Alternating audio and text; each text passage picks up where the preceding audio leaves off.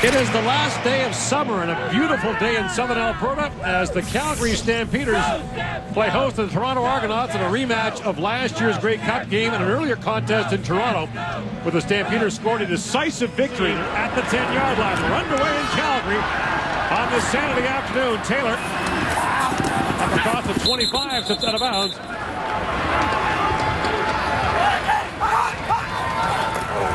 And to the ground they go. John Cornish, and there is Khalif Mitchell again, who just buried John Cornish. And last time these teams played in a loss, they shut down Cornish as well. Now the pass tipped to Pat Watkins, and Watkins is off and running for Toronto. Watkins brought down the 3-yard line. He was tackled there by Stanley Bryant. Second and goal from the 4. Here comes the rush. Claros to the end zone to Childs. Touchdown! Why do you just try to make the most difficult pass on the football field with people in your face and capitalize? That's exactly what the quarterback from Cincinnati did.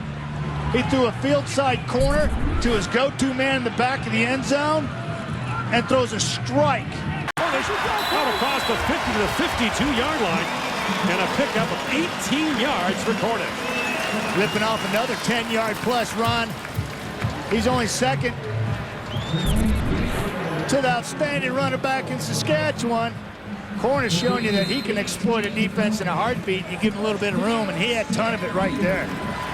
Calgary's had 11 runs this year, Matt, of 20 or more yards, by far the most in the CFL. Cornish limited to 57 yards rushing in the Grey Cup last November.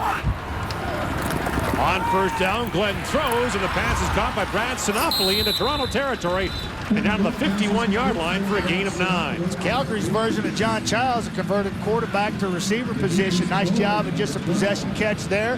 Run up, find a soft spot in the zone, ball spotted on you, turn it up, get what you can. Big catch for him last week on a third down gamble with Calgary trying to come back. 3rd and 8 play and a 32-yard gain to keep the drive going. Mark it as a gain of 8. It'll be 2nd and 2.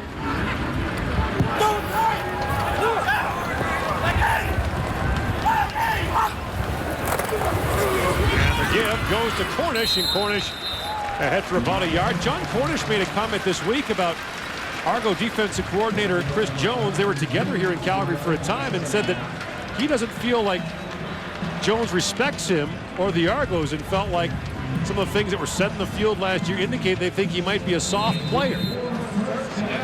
Well, maybe, you know, they feel like they can get to him mentally, get him off his game, get him a little frustrated, and I think they've proven that in the past, and they're going to continue to go to the well.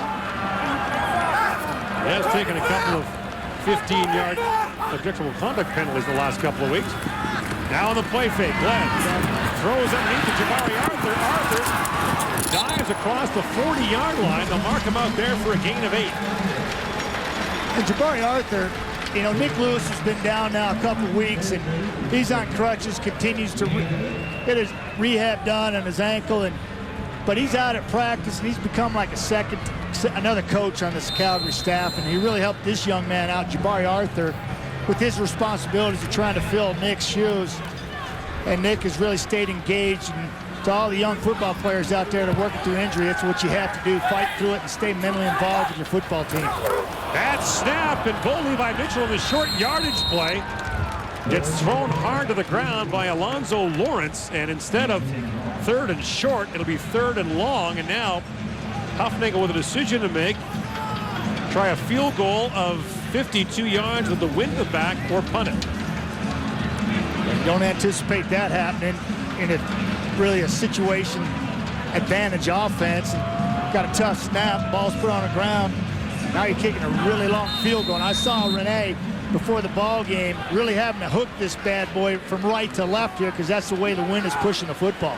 This would be the longest field goal of the year if it's good. Just outside the 52-yard line with the wind at his back. There it is. Puts it through. And that's Stampeders on the board with a long field goal from the CFL's most accurate kicker. Back with more from Alberta after this.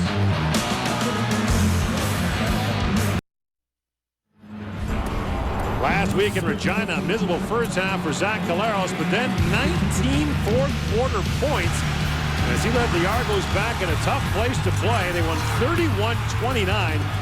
And Collaros engineered another long drive late in the game to keep the ball away from the Saskatchewan offense. But for the second consecutive week, the story was a lousy first half and a great second for the Argo QB. Another play fake. Collaros throws to Andre Dury. And Dury forced out of bounds at the 40 for a gain of 5. So just how big has the difference been first half to second half of the last 2 weeks? Look at these numbers. His completion percentage 15% higher. His yards more than double. 3 touchdowns in the second half, none in the first, and his quarterback rating almost triple. That's what you call a player. When the lights are on, the heat's turned up the most, he steps up to the plate and delivers in a big way for the Argonauts.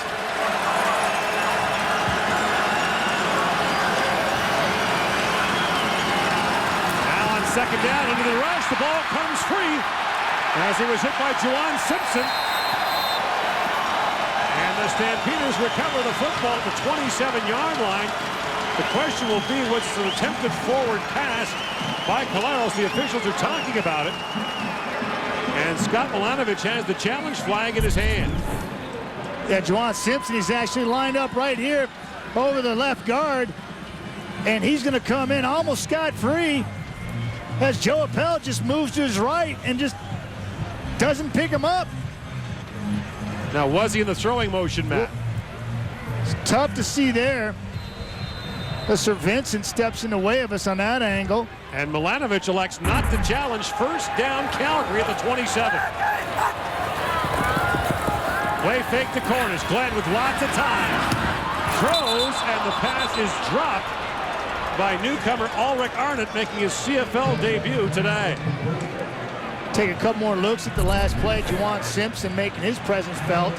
Unblocked, unabated to the quarterback. And I think Collaros was on the way back. We call that dipping in the bucket. Watch the ball drop down. See how it goes way down like that? That gives Juwan Simpson an opportunity to come around, put his arm on top of Zach's, prohibit it from coming forward in a throwing motion, therefore the turnover. Third fumble lost by Collaros this season.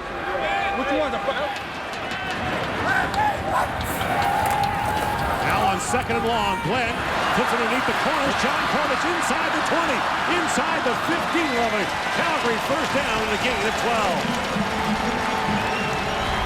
Just a little middle screen. You don't see this too often, Gord. A lot of times you see screens with offensive linemen getting out in front of the running back on the outside of the interior tackle box here, but they're going to go right in between the tackle box, and Kevin Glenn's just going to shuffle this forward, and then Cornish can get some happy feet right here. Marcus Ball does a nice job of making the tackle miss, and then Cornish picks up the first down. Stampeders into the red zone. Toronto, the best red zone defense in the CFL. And the first down carry goes to Cornish, stopped short of the 11-yard line as middle linebacker Robert McCune back in the lineup for Toronto. Makes the stop. Did not play last week against Saskatchewan. Former Calgary Stampeder. Yeah, and one of Chris Jones's, Jonesy likes his players. Evidence, Demetrius Morley coming over, but that kid right there, Robert McCune, Jonesy just sat him down. There wasn't nothing in particular that was wrong with him. He was just giving him a rest because it's a long season, and he's 34 years old doing the things that he's doing.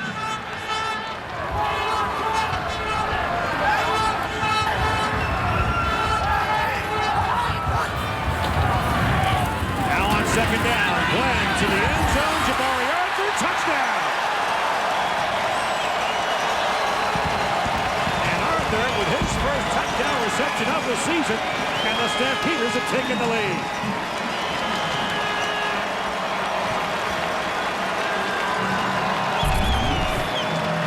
Tit for tat. Anybody, you can run a corner, so can I. Kevin Glenn throws a strike to the 6-year man out of Akron. He goes up and gets it. Double covered, but Jabari Arthur had leverage on the outside. Glenn saw it, fed the ball out there. Beautiful looking play, well executed. His first touchdown catch in 2 years. And Paradis puts the point after up and through, and we're off to a quick start in Calgary. The Stampeders now lead by 3 in the opening quarter.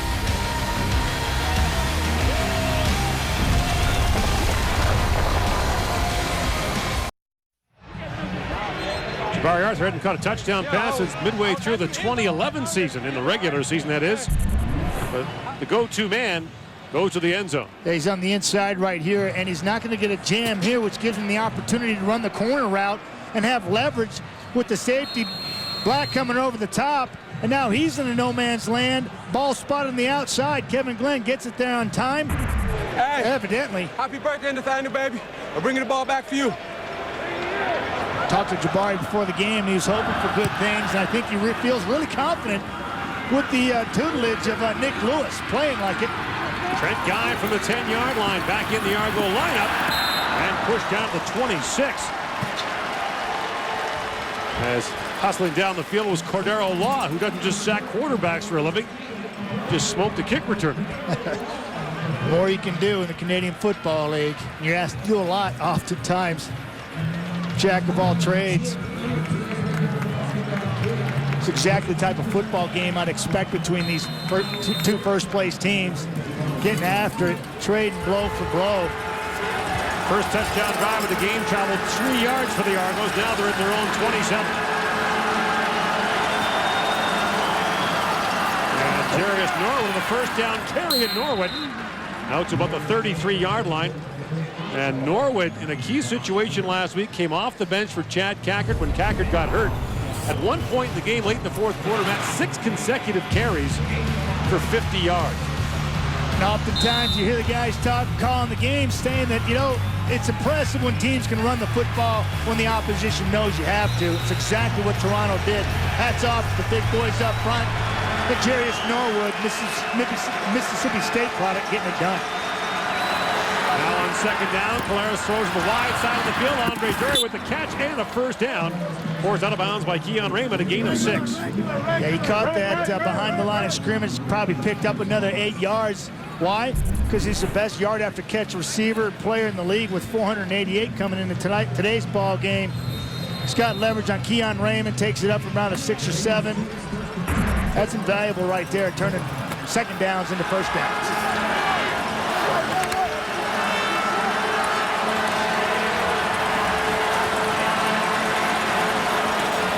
And now back to the ground from Norwood, the first down carry across the 50-yard line.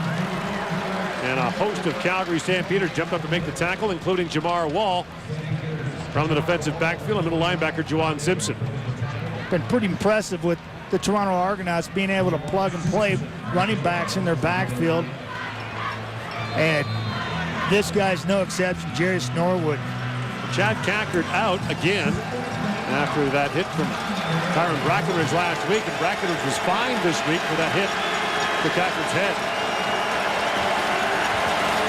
Now on second and long, here comes the rush. Collaros under pressure and throws in the general direction of Norwood, but the pass is incomplete. That was a 4-man rush for Calgary, and 3 of them got in. And when he talked to people about the pressure up front by the Calgary Stampeders, traditionally, they'll get it done with these 4 players right up front. Little twist game, which I talked to Rick Campbell, defensive coordinator, over the last couple days, and Rick does a lot of that, bringing people off angles and stunting and not just playing a man on a man. We saw a little bit of a stunt there, applied pressure on Zach Collaros. Wind's kind of died down for now. A low driving kick by Waters. Taylor takes it to the 35-yard line. And the special teams tackle is made by Jermaine Gabriel, but there's a no yards flag on the play, and because Taylor took the ball on the fly, it'll be a 15-yard penalty, you think? Yes, that's exactly what it's going to be, Gordon. I guarantee it. Toronto, number 5, 15-yard penalty, first down.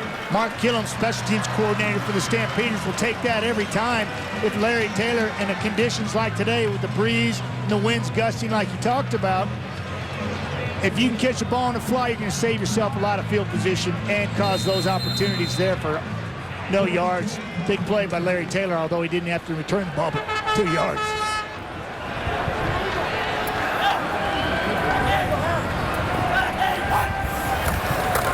On first down, back to Cornish. And Marcus Ball steps into him as Cornish crosses the 50-yard line. Market is a gain of a couple.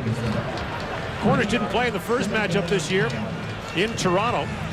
He was banged up, but the Calgary Stampeders blitzed the Argos in that one, 35-14. Knocked Ricky Ray out of the game. He's not returned since for Toronto. And a very impressive performance by the Calgary Stampeders. Yeah, and it was Williams and Walters that did the damage that day, and they kept the ball on the ground for 138 total yards and really got the job done controlling the line of scrimmage. Now on 2nd and long, here comes the blitz. And Glenn got away from the first man, David Lee. Still on the run, throws to the sideline. One hops that to Jabari Arthur, and it'll be 3rd down for the Stampeders, and Huffnagle won't be trying a field goal this time, even with the wind at Paradis's back.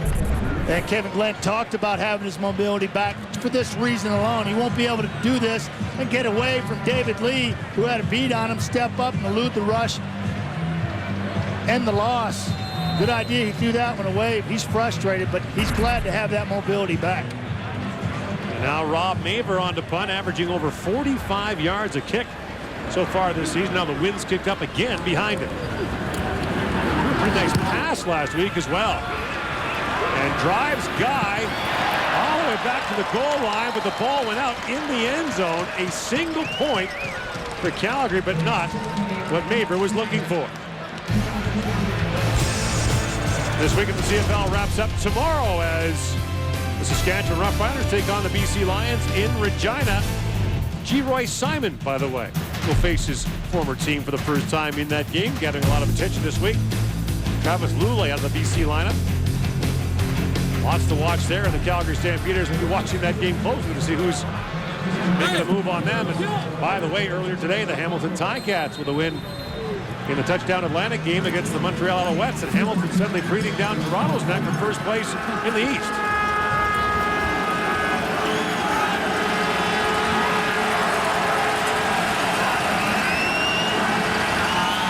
From the 35-yard line, Jarius Norwood on the carry, and Norwood out to the 44-yard line, and a gain of 9 for running back that Argo coach Scott Milanovich likes a lot.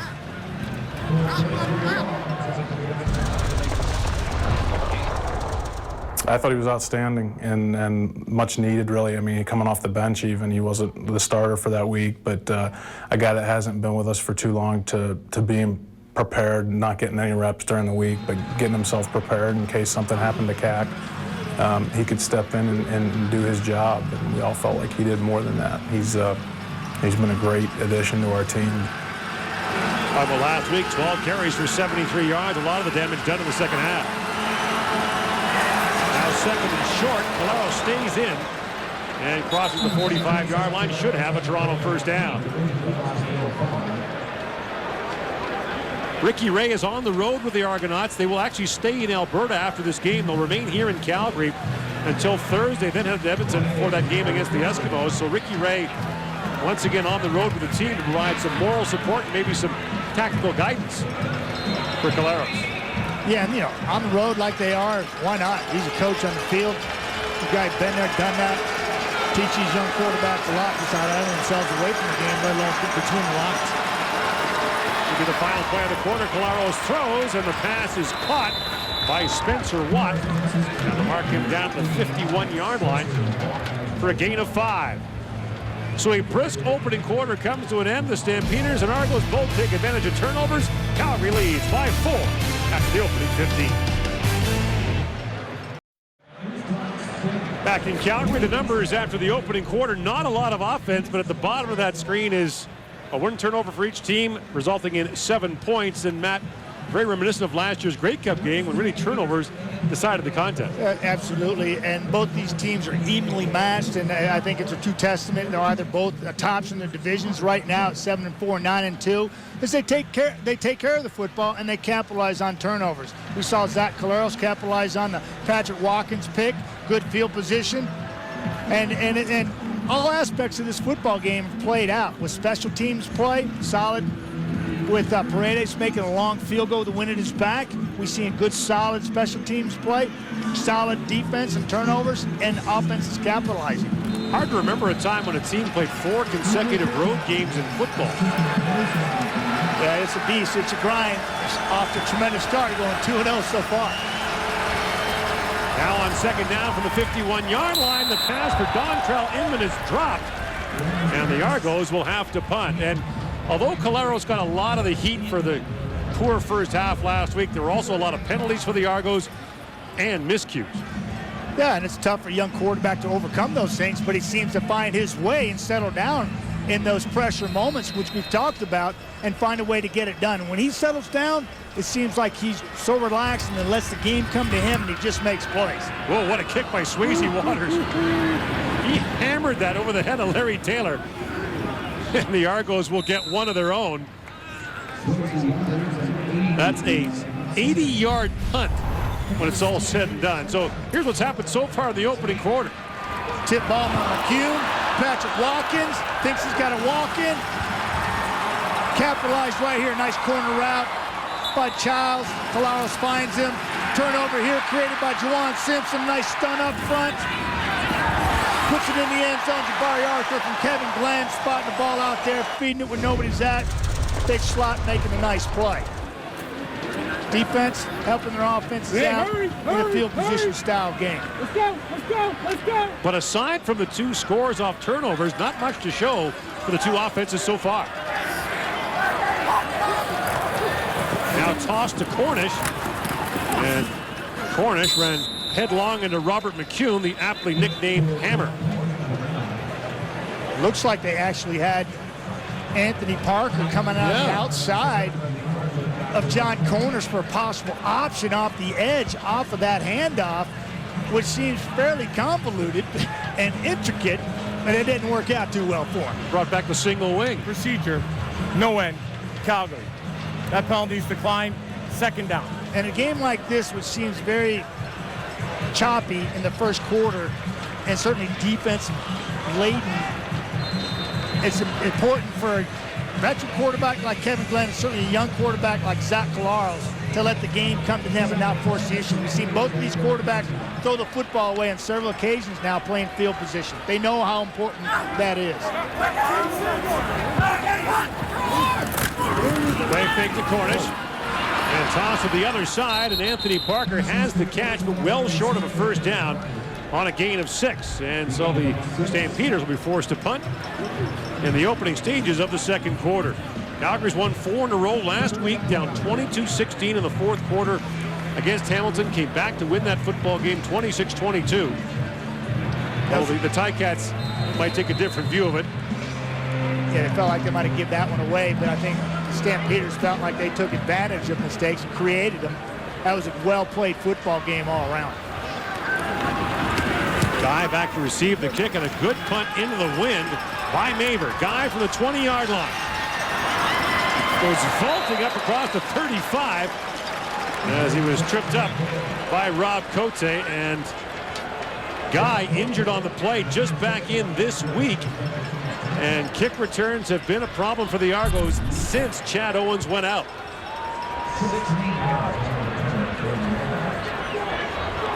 So Guy up and walking, and the Stampeders on defense when we come back.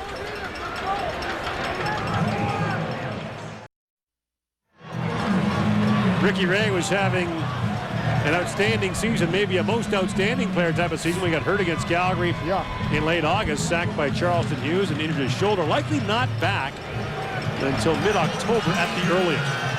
But I've heard through the grapevine that he's been throwing fairly comfortably lately. First down Argos from the 37-yard line. Caleros looking over the top for Spencer Watt. And he was covered there by Fred Bennett as the ball sailed over his head. It was the first play of the second series of the game back in August in Toronto when Ray got hurt. He was 5 for 5 in the first series and threw a touchdown pass, and then that was his only completion. And his season came to a screeching halt right there. But it's good news out of Toronto, Argonaut land, that he has been throwing quite comfortably. I think he's ahead of schedule.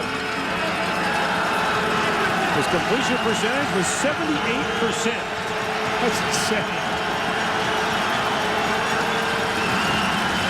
Now Caleros, under pressure, throws, and they're going to rule this a fumble recovery by the Calgary Stampeders. The first official said fumble. Now Al Bradbury, it is indeed Calgary football on a loss of 9. Now again, Was he in the throwing motion? Well, Charleston Hughes is going to come off the edge, and he made a little spin move on the inside. Really nice against Sir Vincent. Rogers in. Well, this is nice. You set him up the outside, little spin move, then you use your speed. You swat the ball, and again, Zach Caleros one-handed it. No ball security. That's why Scott Mlinovich was on him at times in the last week's game against Saskatchewan because of the ball security. And it comes out one more time, and Calgary Stampeders in great field position. Mlinovich once again had the flag out, but decides not to throw it. First down, Calgary at the 28. And Kevin Glenn is under pressure early on, gets away from it, and now throws complete to Arthur, who gets down to the 20-yard line, and a gain of 8. Yeah, Kevin Glenn, little Houdini act here in the backfield. Making people miss, extending the play. This is a la Zach Caleros and what he does. Keontae Tripp can't get a beat on him. He gets up. Marcus Ball comes off the edge, but the ball's out, and he finds Arthur all by himself on the sidelines. Makes something out of nothing. And now second and short for Calgary. And Drew Tate in the short yardage offense come on. The give to Cornish. And he drags David Lee for a couple of yards, moves the sticks for a gain of 3. Cornish with 4 100-yard games so far this season. Last week became the second Canadian running back in CFL history to record back-to-back 1,000-yard rushing seasons. The other was Normie Kwong, who did it 4 consecutive times back in the 1950s.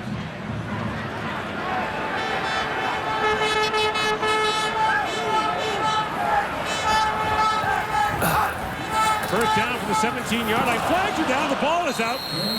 And Kevin Glenn quickly hopped on that. And the Stampeders are indicating that the Argonauts are offside.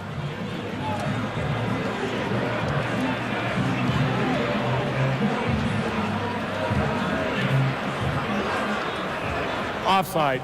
Toronto. Number 12. 5-yard penalty. Remains first down. Demetrius Moore, the former Stampeder rounder, is called for being offside. And so now it's 1st and 5 for the Stampeders at the Toronto 12. Yeah, you're going to see Horton. He's going to try to shorten the edge, and you see Demetrius Morley come up here and apply pressure, and that's what disrupts the play. But they're caught offsides in the neutral zone right there. But once again, Calgary trying to take advantage of a Toronto turnover. Glenn back in the game. The give to Cornish. Cornish down to the 6-yard line. Marcus Ball, the tackle, but it's a gain of 6 and another Calgary first down. And with Corey Sheets on the limp in Saskatchewan, John Cornish with a chance to make up some ground in the rushing race. Yeah, guarantee it. He's well aware of where he's at in that race, in that contest, as well as Harris from BC. All backs are certainly motivated by that. I know wins come first. John Cornish certainly knows where he's at, and he's got the opportunity to close some ground on the fabulous Corey Sheets. First and goal just outside the 5. Going to the goal line, incomplete for Marquay McDaniel, who is being covered on the play by Toronto's Ricardo Coakley. Marquay McDaniel thought that he was being held by Ricardo, and he was begging for it. You saw Kevin Glenn throw it with timing. It's just a little out route, and you can see it right here. You're going to see it right here. And Kevin Glenn has got to get the ball out because his timing. Bang, ball's thrown. Marquay didn't get his head around quick enough. He didn't see the ball whip by a space mask. Second and goal from the 5. Glenn under pressure throws, and the pass is caught. Sinopoli down to the 1-yard line. And now 3rd and goal from the 1 for Calgary, and the short yardage team comes on quickly for the Stampeders. Yeah, you know when you go back in the video room, film room the next day, you can watch Marquay McDaniel. He's going to come underneath here. He's going to hit Sinopoli coming right here, sitting in this area, but all alone coming the other way. Kevin Glenn gets off of Marquay coming across the field, and nobody goes with him. He's sitting there all by himself for an easy walk-in touchdown. It's easy up here, Gort, but down there where there's mayhem going on, oftentimes you just don't see it because you're blocked out by the big boys up front. 3rd and goal from the 1, and Tate, close, touchdown. The second effort got him there. And once again, Calgary takes advantage of a Toronto turnover to put a touchdown on the board. I think this just Drew Tate's want to and desire to get in the end zone. He's going down the line of scrimmage looking for a little tiny hole, a little crease, something. Give it to me. Wilson and Jamaica Dean are getting it done. Keep moving their big legs. And a good throw by Tate at the end. His arm looks okay. Yeah, you know, John doesn't want him to play actually in reality until October, yet he's going in those situations, playing in the most violent plays that there are in football, those short yardage scenarios. And then he wings it like that. I know Huff is probably going to have something to say about that. Drew Tate with a 1-yard touchdown and a fling to a fan afterwards to extend the Calgary lead battle to 10. Dave Dickinson's watching very intently, knowing they want to capitalize on this turnover, and he gets it. It's about as much reaction you can get from Dickey, who's relatively calm on the sidelines, but I know he's a fierce competitor. Certainly was one when he played. And a tremendous offensive mind, getting it done with 3 different quarterbacks on a regular basis here in Calgary. So Collaros has fumbled the ball twice in the game. And both have led to Calgary touchdowns. Now Paredes put that way up in the air. And this ball fielded by the Argos' Hervé Tonya, the linebacker. And he brings it up to the 45-yard line, which is where Toronto will start as Collaros goes back to work. So he's thrown interceptions each of the last 4 games, but I'm more concerned he's lost 4 fumbles so far this season, 2 this afternoon. His completion percentage is at 68%, 8 touchdowns, 3 interceptions. He's 4 for 9 today for 20 yards so far. Biggest stat on there is the wins. Kids finding a way to get it done. Play fake, Collaros throws, the pass is caught. No, it's not. The ball comes out. And for the second time in the football game, Dontrell Inman can't hang on. Well, he extended for it, too, going across the middle on a dig route or a 7. And he's going to come left or right on your screen. Watch Zach Collaros, who Scott Milinowicz says that he doesn't get enough credit for his ability to be a pocket passer. Inman does everything he can to bring it down, but he can't secure it once he goes to the ground.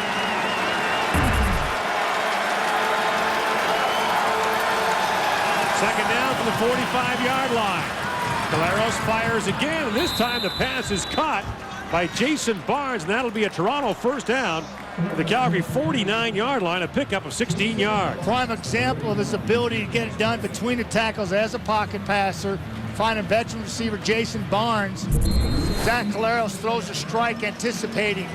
Looks downfield, snaps his eyes to his left, throws a strike right in a small window to Jason Barnes, moving the chains.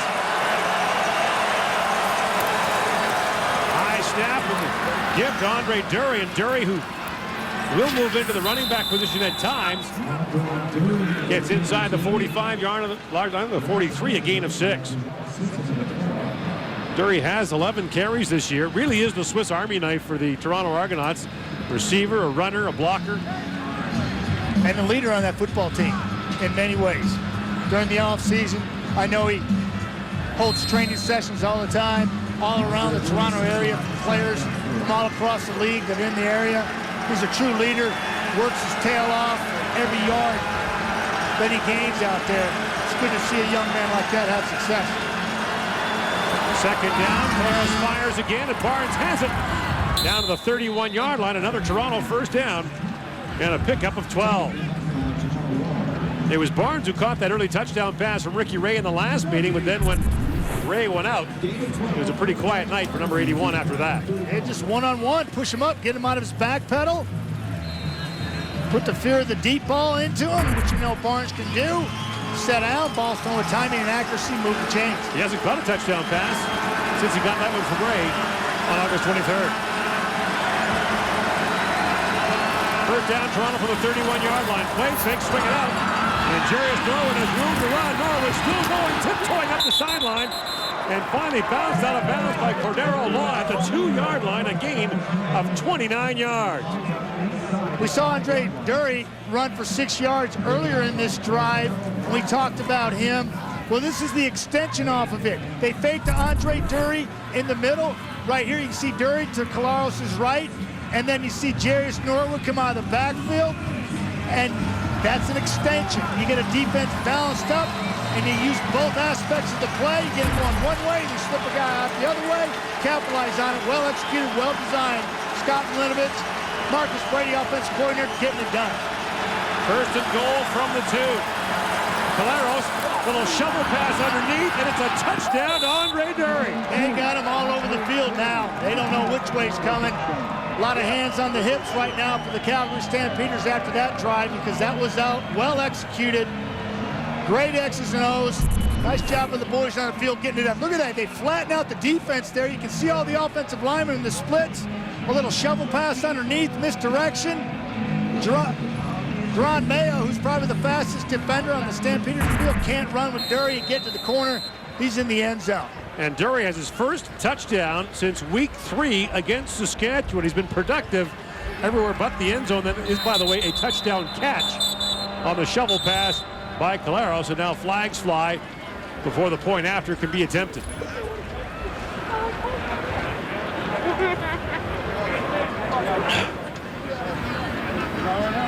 And so Zach Collaros engineers a touchdown Offside, drive. Calgary. When his team did it most. Half the distance to goal will repeat Comber.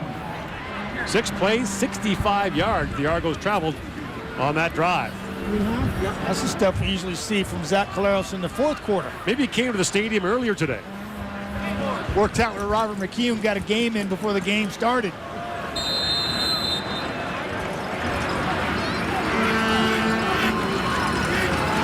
Now Waters puts the point after up and through, and the Argos Shots to Running Meats Collegiate. back within 3. Andre Dury the score, and back and forth they go here in Calgary.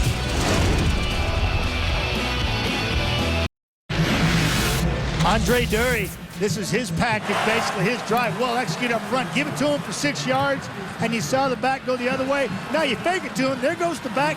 Give it to Norwood this time. He's out in space. Nice job by Hefney getting him down, and then misdirection, little shovel coming back the other way. Well, that was a nice drive, well executed by everybody on the football field. Really had Calgary's defense on their heels, but the Stampeders still have a 3-point lead, taking advantage of the miscues by the Toronto Argonauts. Andre Dury, the 32-year-old whose career was almost over before it started. A severe knee injury suffered while playing university football at York. It's horrendous. We did a special on him, a feature on him coming back from that. That was one of the most devastating knee injuries, total reconstruction. Testament to his desire to come back and play this game. And to do the things he's capable of doing now is really a head scratcher and a mind boggler when you talk about how far he's come and what he had to do to repair that knee and to play like he is now. Matt Watkins will have to hold as the ball blew off the tee. Now Swayze Waters sends it deep. Larry Taylor from the 5 dropped the ball, and again still can't find it. And Taylor's in a world of trouble down there and brought down at the 6-yard line as the tackle was made on the special teams play by Ivan Brown. Here's Jermaine Franklin.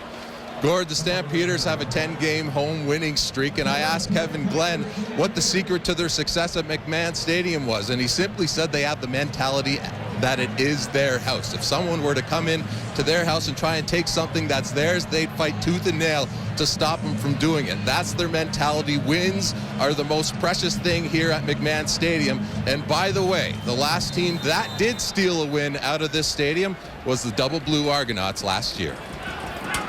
400 days since Calgary lost a home game. Now the toss to Cornish out of the shotgun, and John Cornish gets about the 10-yard line, tracked down the play by Demetrius Morley. So it's a 10-game regular season winning streak, tack in the playoffs. It's an 11-game streak for John Hufnagel's Calgary Stampeders. The last perfect season at home, 1994 for Calgary. They also won 27 in a row at home back in the 1990s with Doug Flutie and company running amok in the CFL. 5-0 in 2013. The BC Lions also undefeated at home this year.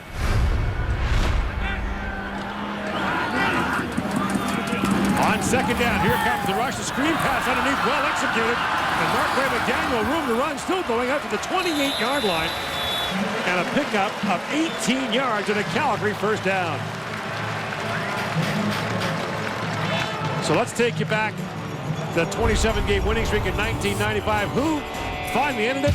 The Birmingham Barracudas. And look at Matt Dunnigan throwing that beautiful option pass. Option pass. Got the option to catch either end. That's the dagger right there. Eddie Britton. They can't handle us back then, Gordon. They can't handle us. Birmingham always was great in the road. That was Kevin Glenn throws to the sidelines, and McDaniel makes the catch, and a late hit as he went out of bounds at the 35-yard line. And so the Argos, who were penalized a season-high 16 times last week in Regina, are going to be flagged here again. Yeah, and major foul, unnecessary roughness. Toronto, number 19. 15 yards from the end of the play, first down. Jalil Carter gets called. Larry Taylor puts the kick up on the ground, can't find the handle. They've got a couple well-executed plays. Toronto's letting them get out of the hole here. And Calgary's saying thank you very much. It's a late hit by Jalil Carter. He's already out of bounds. Kevin Glenn, flat-footed, slings it out there. Shows you his strong arm. He knew where he was the whole time. Knew he had an outlet out there. Just stuck it on him. They've gone from backed up to solid field position already in just 3 plays.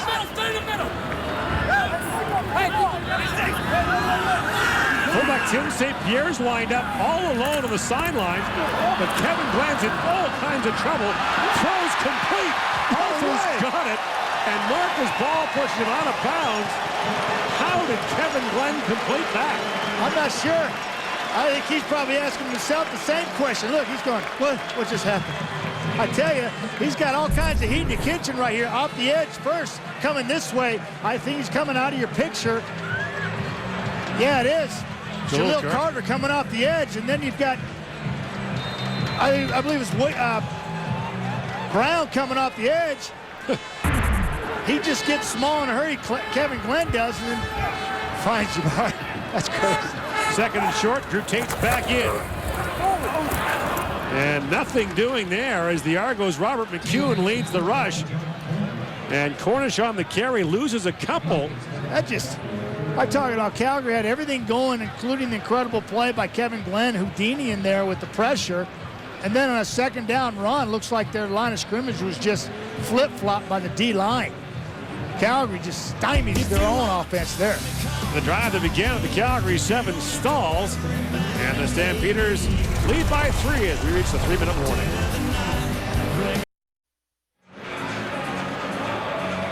Kevin Glenn talking over 2 new Stampeders, Kenny Stafford in the foreground and Ulrich Arnett in the background, and Jabari Arthur joins the conversation as well. Both Stafford and Arnett, recent additions to the Calgary lineup. See Coach Lewis over here, right? He's close by, making sure that they're saying the right things, understand everything Kevin's trying to tell them. Because oftentimes, I know being a young guy in the league, when you got a veteran guy talking to you, he's like he's speaking a different language. Well, Lewis broke his leg, not his voice box.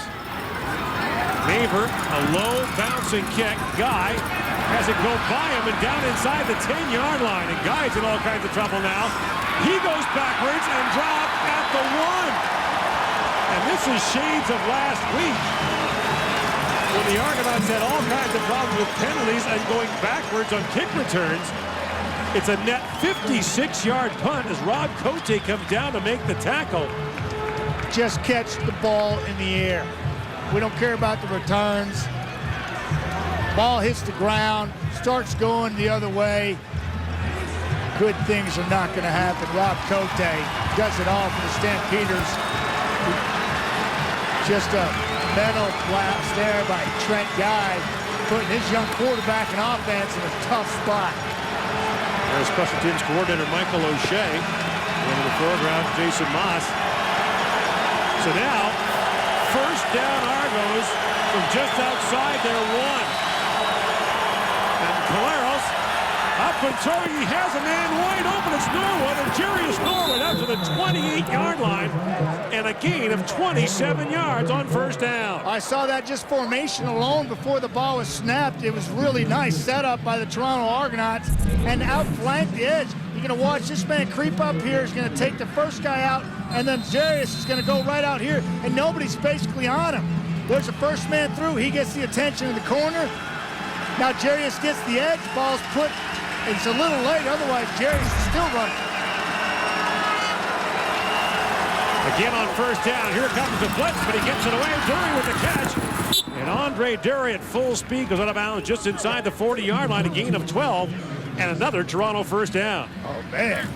Argos, by the way, have 3 touchdown drives this year that began inside their own 20-yard line. That's the most in the CFL this year. Yeah, Andre, I guarantee you, Keon Raymond's getting tired of chasing that guy around already, number 32, Andre Dury.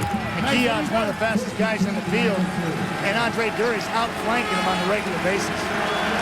Argos don't run the ball much. Fewest rushing yards per game in the league. And again, a play fake to Norwood, and the pass is complete to Mike Treadwell. And Treadwell gets up to the 47-yard line for a gain of 7. You just can't hit him, guy. You know that. Deron Mayo just hits Bradwell low, and he bounces off and picks up a couple more yards. Bradwell really coming into his own as far as the receiver goes, doing a lot of things. Marcus Brady using a lot of people right now, finding a rhythm here in the second quarter. Really has this Calgary defense on its heels.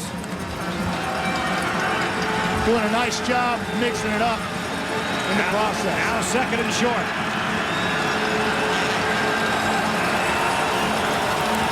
Here comes the blitz. Caleros gets the ball away to Norwood again. A first down and more across midfield, and Jarius Norwood just drags that pile another 5 yards down to the Calgary 50-yard line, a gain of 12. You said the right thing. Second and short, manageable situation. Outflank everybody with your running back in the field, coming right into your kitchen sink in your family room here, folks. Ball's thrown right to Norwood. Gives him a chance to turn it up. He ducks his head, and like you said, picks up another 7-8 yards, Gord. This drive began at the Toronto 1-yard line. First down at the Calgary 51. Caleros again to throw. Fires. Childs with the catch. And John Childs tripped up by Chris Randall, a gain of 6. The Argos run the ball less, and they run it less effectively than any team in the league. They're last in the league in rushing attempts and last in the league in yards gained per carry. What they did last week against Saskatchewan in their own backyard, where their tremendous football team was impressive in the last 5 minutes of that football game, chewing up at least 4 minutes of that clock, most of it doing it on the ground. Again, the wind at their back here in the second quarter. 4-man rush. Caleros is up and running. He's got a first down and more. And Caleros brought down to the 37-yard line. Tackled there by corner Chris Randall, but a gain of 8 and another Toronto first down.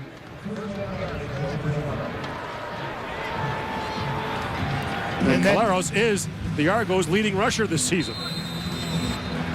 Partly due to the fact that 2 running backs have been hurt, and partly due to the fact that they stand the ball off very much. On first down. Nope. Caleros throws, and the pass incomplete for Dury. Once again being chased there by Keon Raymond, who had him covered well. Not going to take a sack here because they are in field goal range with the wind at their back. It's a heads-up play by the young quarterback. Just throw it away. Don't force it. That was an uncatchable ball all the way. Just wanted to eliminate the loss. It really is all or nothing with Caleros, isn't it? You get these long drives he puts together, or you don't. You get 2 plays it out. Well, yeah, he finds a rhythm. Most quarterbacks are like that, find a rhythm. He gets the defense on their heels. He's 5 of 6 right now in this current drive. Now on second and long. And Caleros looking to run again, and he gets down to the 35-yard line. Juwan Simpson there on the tackle, along with Charleston Hughes, a gain of a couple.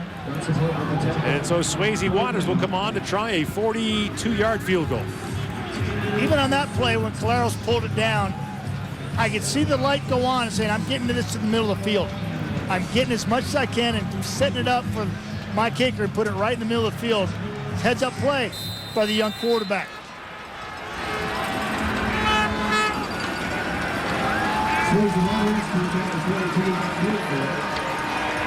Trevor Harris to hold. Chad Rempel, the snapper. And Swayze Waters to try a 42-yard field goal with the wind at his back. Lots on it, and he misses it wide left. Larry Taylor brought one back 103 yards last week. And he gets out of the end zone, and he got hooked down at about the 5-yard line by Toronto's Joe Appel. There's a flag down at the 1 with 22 seconds to go in the first half. And I see where they're talking about. It looks like Chris Randall's trying to make a block, and he's trying to do everything he can not to have a foul, and he's hustling, trying to get to the point of attack. Officials right there on the spot. Flag comes out. During the return, illegal block, Calgary, number 33. Foul started at the 5-yard line, half the distance to goal, first down. All right, coming up, it is GMC Live at the half. Dave Randorf, Jock Climbing, Bill Stiegel, Chris Schultz will be joined also by Paul LaPolice with the coach's playbook. We'll talk about the Montreal-Hamilton game earlier today, touchdown Atlantic. Tanner Marsh injured in that game. Bad news for the Alouettes there, as if they needed that. And look out, Keontae Triplett hurdling over the pile on that first down play.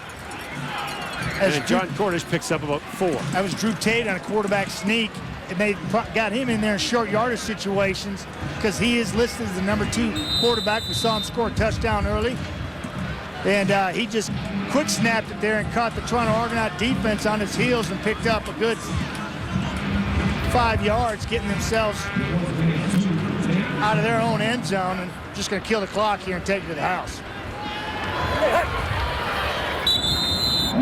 So points off turnovers, a major story in the football game so far, as the teams have 3 touchdowns off turnovers in the opening half. 18-15 the Stampeders lead as we send you to Dave Randorf, the panel at GMC Live at the half.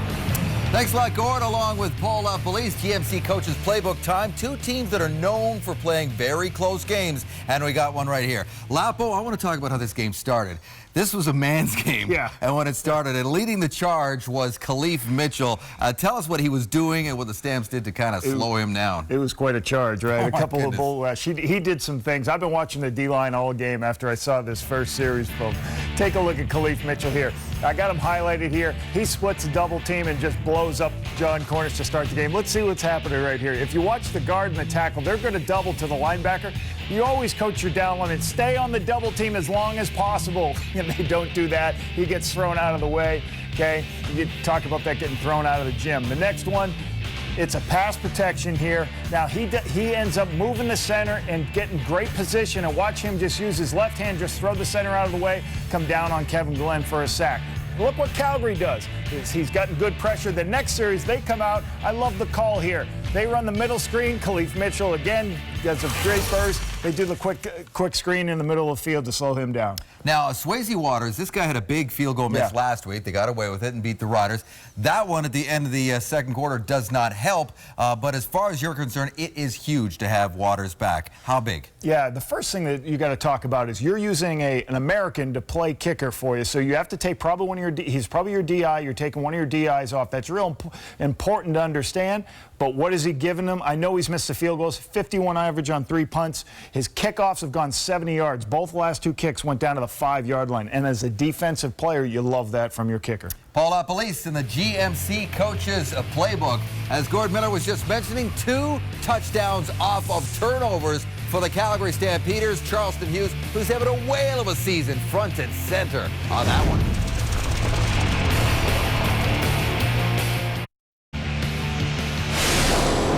Live at the Half is brought to you by GMC. We are professional grade. 18-15, Calgary over Toronto in a showdown of 2 top spot teams in the East and the West. Dave Randorf, Chris Schultz, Milt Stiegel, and Jock Climbing. I want to continue a little bit on the story about Charleston Hughes because defense has been a big factor here, Milt. This guy is already, he came into the game with a new career high with 12 sacks. He's got 13 now, and this is just a 9.5 games played because remember he was injured as well, but a couple of turnovers caused by that Calgary D. Yeah, he along with that rest of that defense been playing great. And this team is 9-2. A lot of credit's going to this offense. Rightfully so. They have 3 great quarterbacks, a great running back, some solid receivers. But let's give some credit to this defense. They've been creating these turnovers to give these offense good field position and make plays. You see Jawan Simpson right there. And this next one is Charleston Hughes. He's been doing this all year long. You can't stop this man. This is his 13th sack. They have to continue doing this. Yeah, Zach Caloris had a good first half, but he's been known to have great second half. So they have to come out and find a way to keep these turnovers coming, making plays, making tackles. If they do that, they have a great chance of winning this game, John. Guys, I want to talk about a Canadian who's playing exceptionally well. Matt Dunnigan talked about him there in the first half, and I think he deserves a little more love. Canadian receivers who, hey, he was a running back. He's had to make the move to slot back, and believe me, that's not an easy thing to do, and he's having an outstanding season. And, hey, he's had to run the ball in this game so far because, obviously, the injured Cackert, they're giving him some reps in the backfield, and they're designing plays for him, like right here. And this is what they haven't done a lot of this year. In fact, I think they can do more of it. We see a couple of plays here. These are plays that are designed for him to do, allow him to do what he does best. So far, 64 catches, 694 yards on the season. That, amongst Canadian receivers, is second. He's just behind Getzlaff. That's pretty amazing for a guy who doesn't get a whole lot of attention from the schemes. This is a guy who picks up 50 yards, 40 yards a game. He's only had 2 100-yard games this season. He doesn't have those big productions, but he's steady, he's consistent, and he's a huge asset for the Argos. You know, depth, the organizational depth. We've seen some great depth right across the league all season long from veterans and new faces as well. I want to go back to game 1 of our Saturday doubleheaders. The Hamilton Tiger Cats are now, right now, just 2 points back of the Toronto Argonauts in the East Division standings after their win over the Montreal Alouettes. Let's show you what happened in Moncton, New Brunswick in Touchdown Atlantic as we pick it up late. 19-15 Montreal late with about 12 minutes to go. That's not going to help. Tyron Carrier with the fumble on the punt, pounced on by Hamilton. 3 plays later, Dan Lefevre, they like to use him a lot in behind Henry Burrs. He gets it in, puts him up. And a big part of the story here was rookie kicker Brett Lowther, 22 years old, from Truro, Nova Scotia. You know, maybe a little cocky there with the pose. Hey, the kid was having a good time. Friends and family. First game, went to St. Mary's. He was 4 for 4 and a big part of their win. But Schultz, you know, I'm looking at what Montreal did in this game. By the way, Tanner Marsh did not play in this game. He was injured going in with a thumb injury. He is now on the 9 game. His season is over. Josh Nicewander passed for close to 300. They had 5 sacks. You know, they did a lot of good things, but Hamilton got it done. You know, Hamilton Ticats are one of the most difficult teams to evaluate correctly. For the 4th time out of the last 5 years, they are 6 wins and 6 losses with 6 games to go. The difficulty that I find understanding as to why they even won this game is Henry Burris only 176 yards passing the football, and once again, he had some disastrous plays. C.J. Gable, only 29 rushing yards, and he dropped some footballs that he should have caught. Greg Ellingston, 1 catch, no yards, but where they were magnificent is in the special teams. They had a fake field goal for a touchdown. You said the field goal kicker. He ended up going 4 for 4. So that's 18 points they made in that phase of the game. And then also Dan Lefevre, nice production, 62 yards rushing. So they got it done. But for the last 5 years, 6 and 6 with 6 to go. We'll see what happens with this team. I really can't definitively say whether they are good or whether they are poor. Well, they got 2 more against Montreal, 2 more against Toronto, but Toronto's got its hands full right now with the 9-2 Calgary Stampeders, who have a 3-point lead at home where they are dominant.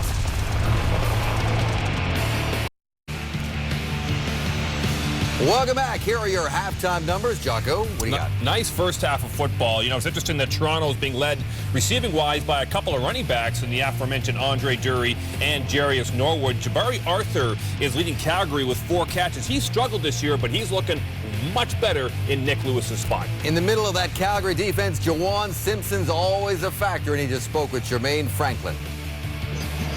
Jawan, your defense was successful in getting to Zach Caleros, forcing a couple of turnovers. How does that continue in the second half? Just playing assignment football, you know, going out and doing what the coaches tell us to do. We prepared hard this week, and we know it's going to be a 4-quarter game. We just got to keep fighting. At the same time, I know you have to give the offense credit, but it looks like the Argo offense is getting into a groove. What needs to occur for you guys to be a little bit more successful? I think make tackles. You know, they get paid just like we do. They're going to make some plays. But I think if we make tackle at first contact, we'll be in a lot better situations, and we'll get that corrected at halftime. Thanks for this. I appreciate it. Back in Calgary, game set for the second half between the Argonauts and the Stampeders. Toronto's Andre Dury with our Jermaine Franklin. Andre, considering the way first halves are going for this team in the last couple of games, how encouraged are you by that first half? We just got to take care of the ball. Again, we're running into the security problem, so we got to take care of the ball, and we'll decide what the fate of this game. How encouraging on that side of it is the fact that you guys do so well in the second half, going in just 3 points down? Very encouraging. We'll put it together. I know these guys are all working hard, and we'll take care of the little things and the details and put it together. Thanks for this. No problem. So 2 weeks ago in Montreal, it was a 23-point third quarter that led the Argos back against the Alouettes. Last week in Regina, a 19-point fourth keyed the comeback in a 31-29 win. But Zach Collaros has lost 2 fumbles in the football game thus far. And Scott Limich and company, who are 4-1 on the road this year, look to continue the roll. By the way, last year, the Winnipeg Blue Bombers played 4 consecutive road games.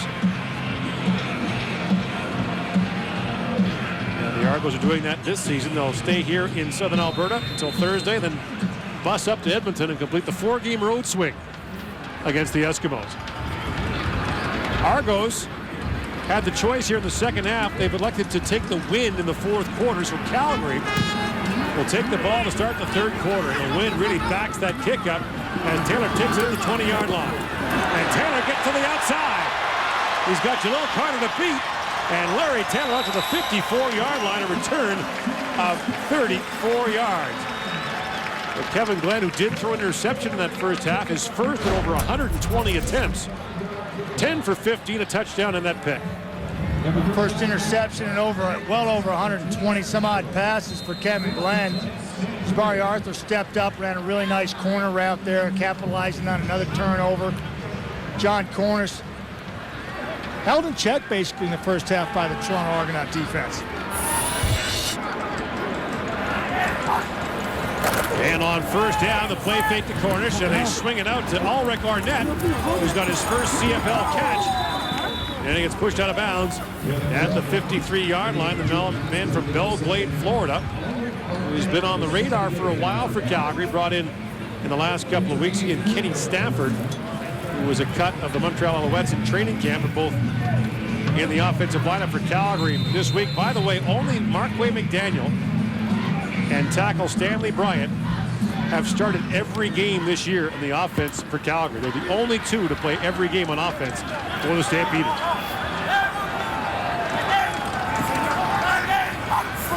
Game was 4 and 2nd and 6. Flags are down. And Glenn throws underneath. And this is the completion of Kenny Stafford. And Stafford gets the corner. He gets a first down. Pushed out of bounds at the 42-yard line, pending the flag. Yeah, it's going to go against Toronto, Gordon. I can tell you, Calgary Stampeders are excited about these 2 receivers who just touched the football, both Arnett and Stafford. Kevin Glenn said he's excited to see if they can throw a 5-yard hitch to these guys and see what they can do. Toronto, number 28. That penalty's declined. The play results in a first down. Yeah, both have size, hands, and speed. Just looking for that opportunity, and they're getting one here to prove themselves. Calgary likes to throw those high percentage passes. Dave Dickinson, offensive coordinator, will find ways, devise ways to get these big receivers, talented, fast receivers, an opportunity to do their thing. And Bo Levi Mitchell now in for Calgary. Gives it off to Cornish with a first down carry. A first down and more for John Cornish at the 16-yard line. Finally tripped up by the safety, Matt Black, a gain of 25 yards for Cornish, and he adds to his leading total of 20-plus yard runs. Basically squirts out of the offensive line, nice hole in the middle. Tough to see from this angle actually how the hole's opened up. But they flattened the defense out and exploited it, and Cornish was in the secondary before Toronto could turn around. And now Glenn comes back in.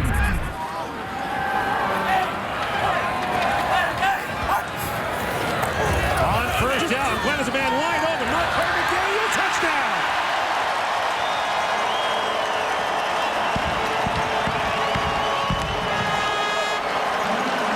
No one near him, and Markway McDaniel, who caught the game-winning touchdown pass last week against Hamilton, extends the Calgary lead here early in the third quarter.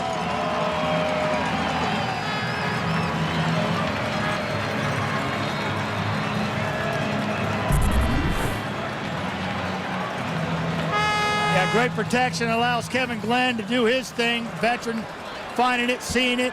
Relatively easy pitch and catch from Marquay McDaniel and Kevin Glenn. All provided and certainly given the opportunity to execute by the offensive line up front. Marquay McDaniel, Kevin Glenn's favorite target. The Stampeders strike first in the second half and extend their lead to 10 on the CFL on TSN. Redemption last week for Marquay McDaniel. Dropped the touchdown pass in the first half and then caught the game winner in the second. He's got a touchdown here this evening. He loves playing against the Argonauts. First meeting, he had 7 catches for 106 yards and a touchdown. He's just going to basically untouched into the end zone, run right up the heart of the defense. And it's a simple pitch and catch for Kevin Glenn. Kevin Glenn holds a free safety to the field. Marquay McDaniel doesn't get jammed off the line of scrimmage. He's running scot-free in the secondary. That's as easy as he's going to get for the veteran quarterback and his veteran receiver. Here's Trent Guy from the 5-yard line on the kickoff return. The wedge set up. And Guy spins up to the 28-yard line before Calgary's Justin Phillips stops him after a return of 23 yards. So through the opening half, Colaro's 13 of 20 for a pair of touchdowns. He had 2 fumbles in the opening half as well. Andre Dury 4 for 25. And Childs just keeps on going. 8 touchdown catches in the last 8 games. Those are coachable plays, too. Ball security. Scott Milinovich preaches it to his young quarterback. It's one thing he wants his quarterback to be aware of, be more cognizant of, and he certainly didn't have it in the first half.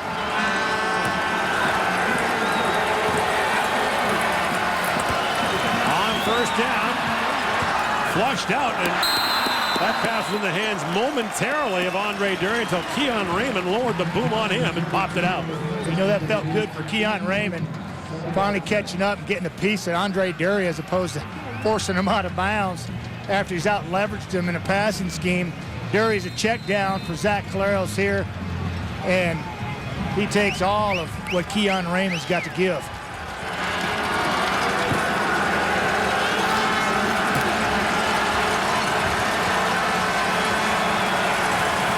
Here comes the safety blitz from Eric Fraser. And Colaros fires to Childs. Childs with a first down and more. Still going out across the 40.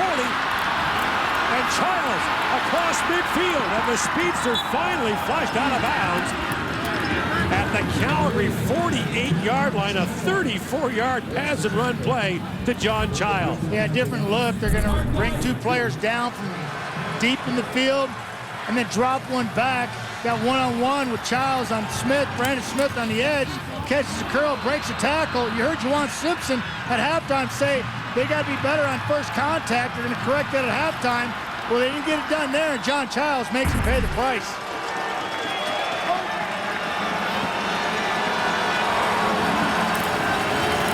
Now back to the ground they go, and Jarius Norwood rips off a big gain.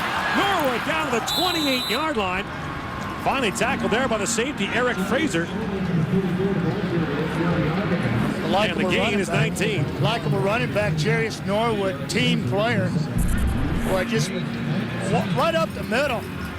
Mike Bradwell throwing himself in there. Gets just enough for Cordero Law on the edge to disrupt him, and Jarius Norwood blows by into the secondary. 30-year-old National Football League veteran. Taking the place of the again injured Chad Catcher. First down for the 28. Colaros has lots of time and now throws to the end zone. Wide open touchdown. Dontrell Inman standing there by himself. It's a 28-yard score. And the Argos answer the Calgary touchdown with one of their own. Extending the play. Zach Colaros on the edge. Pays for this touchdown pass to Dontrell Inman as he gets waylaid as he delivers the football. You're going to watch him. He's got plenty of time. Then the pocket breaks down. He flushes to his right. And there you got Cordero Law hitting Colaros, making him pay for the TD to Dontrell Inman. Chris Randall slipped on the coverage, leaving Inman wide open for his 3rd touchdown catch of the season. And Inman, who had a couple of drops earlier in the game, atones for those. He drops that one. He may be walking to Edmonton this week. So the Argos are back within 3 as Inman and Caleros hook up here early in the third quarter.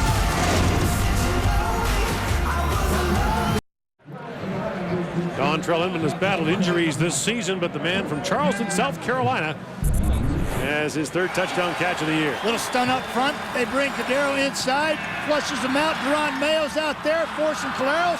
Caleros says, thanks for this route by Dontrell Inman. Breaks Chris Randall's ankles basically on a beautifully executed out route. He sees Caleros is in trouble, stems up the field. Caleros spots the football, takes the hit. Easy score. And that's a lonely feeling out there for Chris Randall. That was a phenomenal route. Didn't have time to break it down, but I can tell you that. His stem was beautiful. Turned Randall right around. Now Taylor from the 15-yard line. And Larry Taylor has a seam. Up he goes. Joel Carter trying to track him down, and Taylor finally falls at the 39-yard line. A 56-yard return by Larry Taylor. And 2 weeks ago, this was considered a weakness for the Calgary Stampeders. Well, he turned it up last week, had a phenomenal return game, and we've already seen it several times here tonight.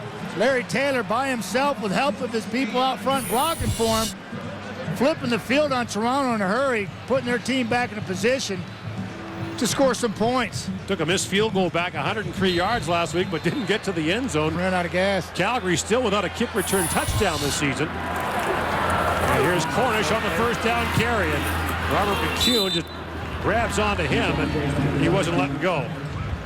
You mentioned Robert McCune's pregame routine earlier in the football game. It's like he plays a game before he plays the game. Yeah, I talked to him, and he was over an hour into his pregame routine, and you watch him do what he does, and phenomenal workout just to get himself loose. He's got 3 tackles on the game, gives him 63 in the year. This guy's a tackle machine, workout machine, dedicated, love his motto. On second down, Glenn finds Jabari Arthur for a first down, and more Arthur down the 20-yard line. Tackle there by Ricardo Coakley, but the gain is 15. Yeah, nice move by Jabari Arthur. A little shake by the big man, and he is a big man. 6'4", maybe closer to 6'5", out in space, showing you he's got a little shake. Give it to him. Whoop. Whoa. Hey, Jalil looked like he was stuck in mud. Robert McCune's motto, though, I didn't get to it. I just get out and grind. Yeah. Certainly does. First down, Calgary. And they go to Mark McDaniel on the end around. He's got room to run. And down he goes to the 6-yard line. Jermaine Gabriel there to make the stop at a 14-yard gain. Oh, my goodness. Brian, on Demetrius Morley coming out on the edge, just waylays him. Watch the left tackle get out in space. Shows you his athletic ability. He's a left tackle. He's right here. He's going to locate Demetrius Morley and steamrolls him. Here he goes. Wham! Sends him woo, flying. That's not even fair. That's athletic ability by the big man. He made a big tackle the first half as well. Yes, he did. Now Glenn to the end zone, and the pass is intercepted by Watkins. Pat Watkins took that right away from Kenny Stafford. And Kevin Glenn, who had not thrown an interception since week 3 against Saskatchewan, has tossed 2 this evening. And Patrick Watkins does a nice job of coming out of his break and undercuts this throw. Kevin Glenn tried to touch it in there. We'll give you a look at it. Ooh, that's a nice play by 2-5. Second on the night.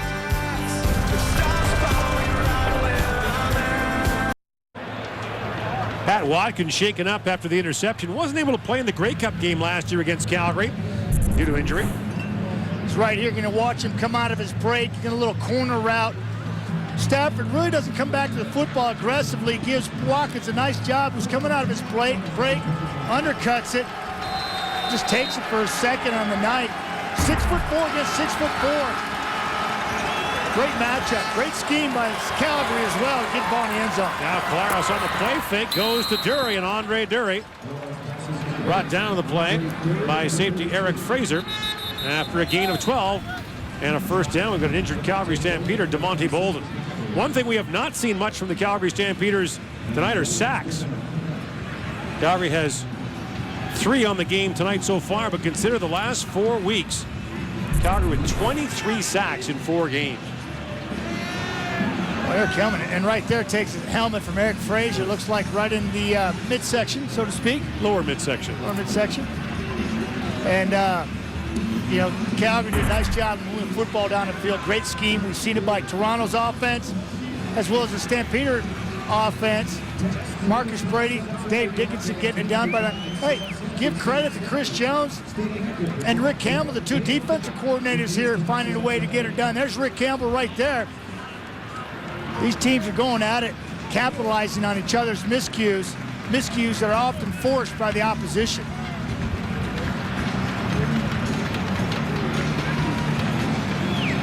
And so DeMonte Bolden slowly makes his way to the Calgary sideline. You talk about pressure from the Calgary Stampeders. Last 4 weeks, they've been on fire, Gord. Well, between them, Hughes and Law had 14 sacks in those last 4 games. And they've both got one tonight. Nope. Now the toss goes to Norwood. And Jarius Norwood undercut there by Brandon Smith, a gain of 6. That's a good game to watch, although quite a few turnovers, but you got to give credit to that defense, making those things happen. Solid defensive play. Great scheming offensively when the defense is on its heels. Talking to Rick Campbell prior to the game, and he said his success has to do with he's got his guys back for second year. They're able to do more things, and it shows on the football field. Second and short, 4-man rush. Claros with time throws. Childs has it moved back.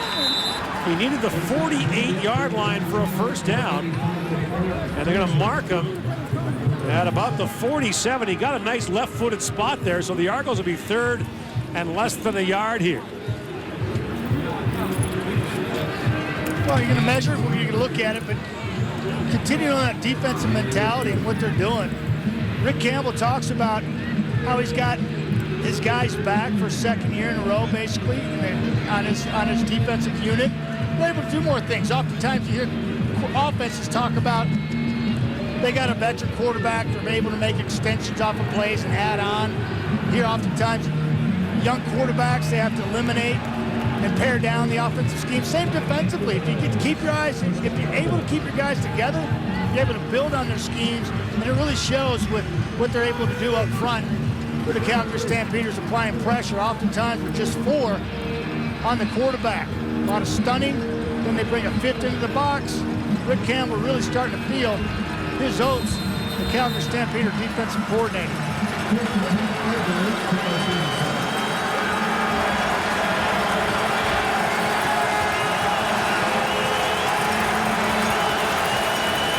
First down, direct snap to Norwood. Now toss on the end around to Andre Dury. Gets a block from his quarterback and crosses midfield down to the Calgary 52-yard line. That's a hard way to get 10 yards. It's a long way to go to get it. Yeah, it is. Almost didn't work out because of a high snap. Jarius Norwood has to go up high and get it. Claros comes out. You can watch him. Claros just goes. He's going to block. He one-handed step. He gives it Dury, and then Claros just kind of gets away. Cordero Law pick up at 11. Not the prettiest of plays, but effective.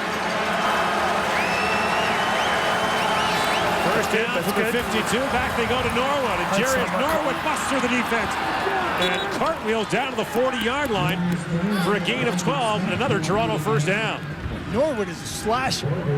He slashes into that hole. Oftentimes you hear that phrase, how backs describe scat back. Well, this is a slasher. He presses it, puts his outside leg into the ground right there, plants it, and then slashes into the hole. And with his size at 6'1", about 215, he's bringing a load. Getting it done, only 9 touches. Look at that production. over 100 in total yards. And now they're swinging up to Dury again. Smith and Locke close down on him. A gain of 7. Brings up 2nd and 3. And Andre Dury is the workhorse once again for Toronto. 6 catches for Dury so far tonight. Mentioned Toronto will continue this road swing up to Edmonton next week. Calgary will go to Hamilton 2 weeks after that close call against the Ticats here in Calgary last week. Ticats won a big one there in Moncton today.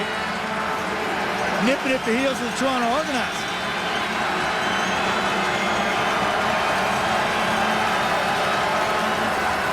Now on 2nd down, Caleros throws, and the pass is off the hands of Anthony Woodson, the Calgary native.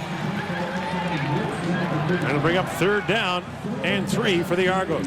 I'm not sure if that's Anthony's forte. He's a big back. I'm talking about a big back. About 220, thick legs, out of the backfield. Balls, Caleros threw him a heater too. He got one paw on it, but couldn't bring it down.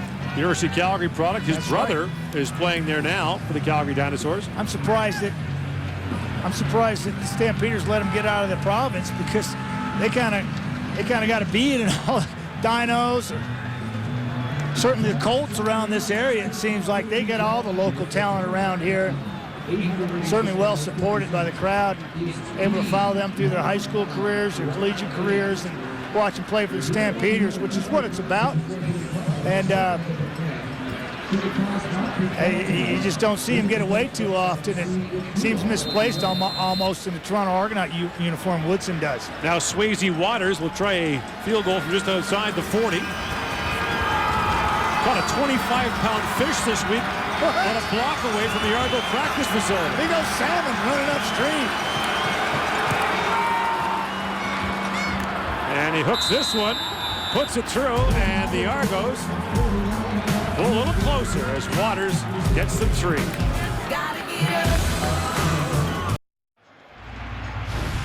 Back in Calgary, Nissan, this is our league, where the Stampeders are honoring members of the armed forces and first responders who were so tremendous during the flooding here in Calgary in late June. So at halftime, they had the police department against the fire department in this little game of bubble soccer, we'll call it, guns and hoses, it was called here. And it ended up in a 2-2 tie with guys bouncing around everywhere.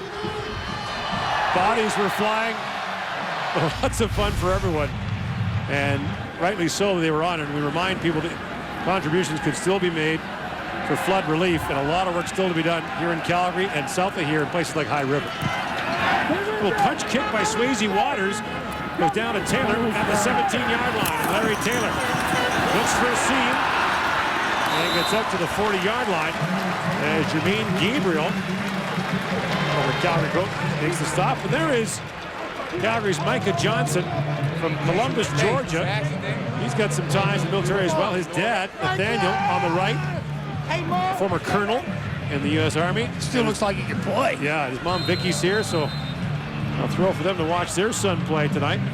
I talked to Mr. Johnson before the ball game. He asked what position you think I'd be. I said defensive end. I could live with that.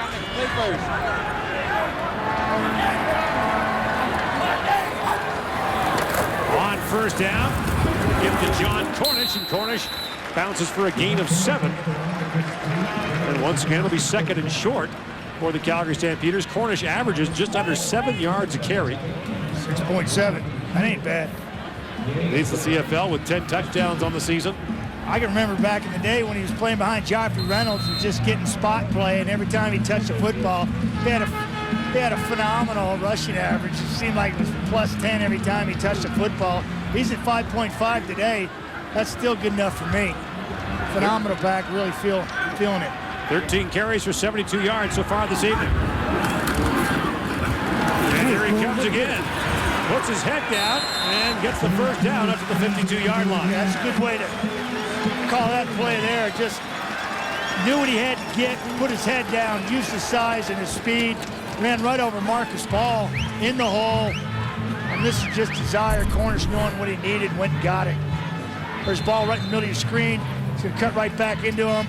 He wins that when Marcus Ball goes the other way. And don't forget Calgary minus offensive lineman Dan Federkow still out with an injury, and Dimitri Supas on the 9-game list. So the offensive line also scrambling to fill holes due to injury. On first down, Glenn with lots of time throws, and Larry Taylor with the catch. And he'll have another first down to the Toronto 47-yard line. A pickup of 11.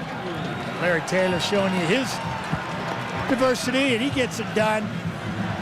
Doesn't get a lot of action in the offense. He hasn't caught more than 2 passes in any single game this year. He's tired.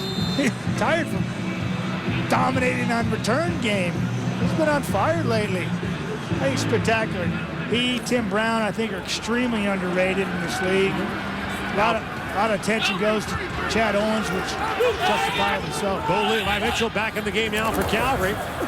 And either miscommunicated with Cornish or stumbled with him, and he dives ahead for a gain of about 5 as a flag came down from the defensive backfield. Bo Levi Mitchell started the last 2 games for Calgary. 3-0 as a starter this year. Holding, Calgary, number 69. 10-yard penalty, remains first down. Got the center, Brett Jones, for holding. And that'll move the Stampeders back across midfield. Can't say enough about that young man and what he's meant to this football team, taking over for Gott, who bumped to left guard. This kid's brilliant, very smart, intelligent, academic All-Canadian CIS for several years. And really handles that offensive line extremely well. Flags are down again as the pass is complete to Marquay McDaniel. Kevin Glenn back into the game for Calgary, and McDaniel has a gain of marking as 13 yards. Back close to the original line of scrimmage. So he's coming back. Procedure, no end, Calgary.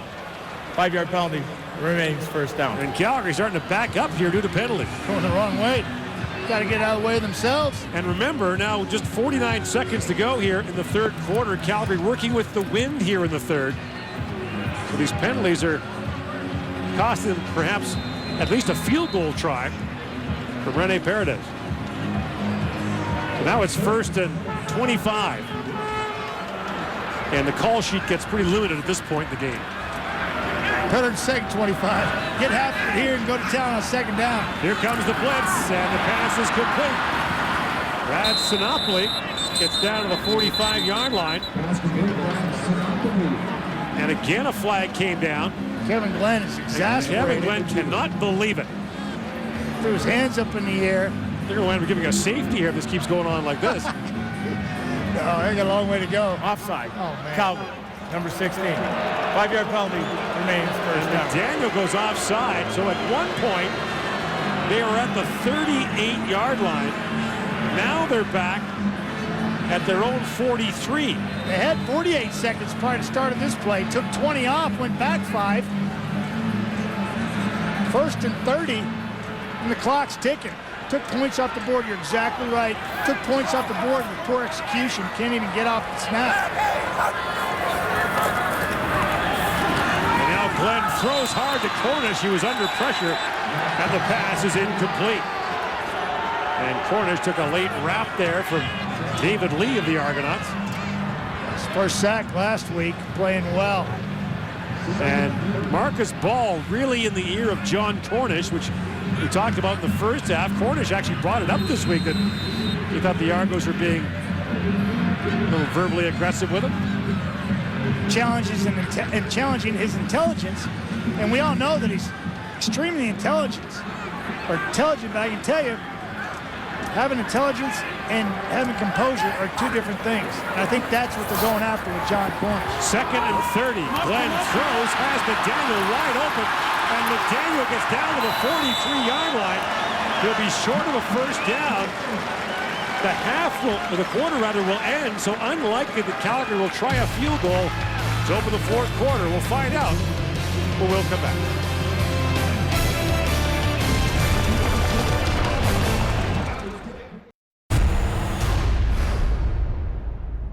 Great men and great teams rise to meet a challenge head on. For the 3rd straight week, we're underdogs.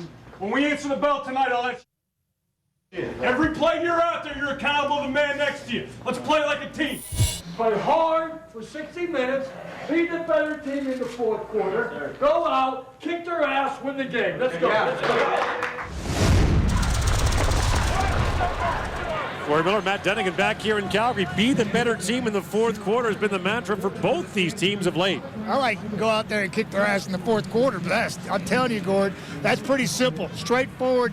Scott Mladenovich playing the fact that they've been road warriors all season long, getting it done, find themselves on the road, tied with Calgary, going in the fourth quarter, and I love that because this football team simply turns it on in the fourth quarter. They'll see if they can't get it done against the best team in the West right now. So the Stampeders will not try the field goal. Maver with the punt, and it's a beauty, out of bounds at the 5. So a little punch 9-iron there from Rob Maver. And just the right amount of spin on it, puts it out at the 5, and that's where the Argos will start. Boy, this is well executed. That's why he's special teams player of the week last week. Threw a nice pass last week as well. 31-yarder at the end. Well executed. Mark Killam, his special team coach. Finding ways to be creative and take advantage. So now the Argos have the wind at their back. And a long way to go.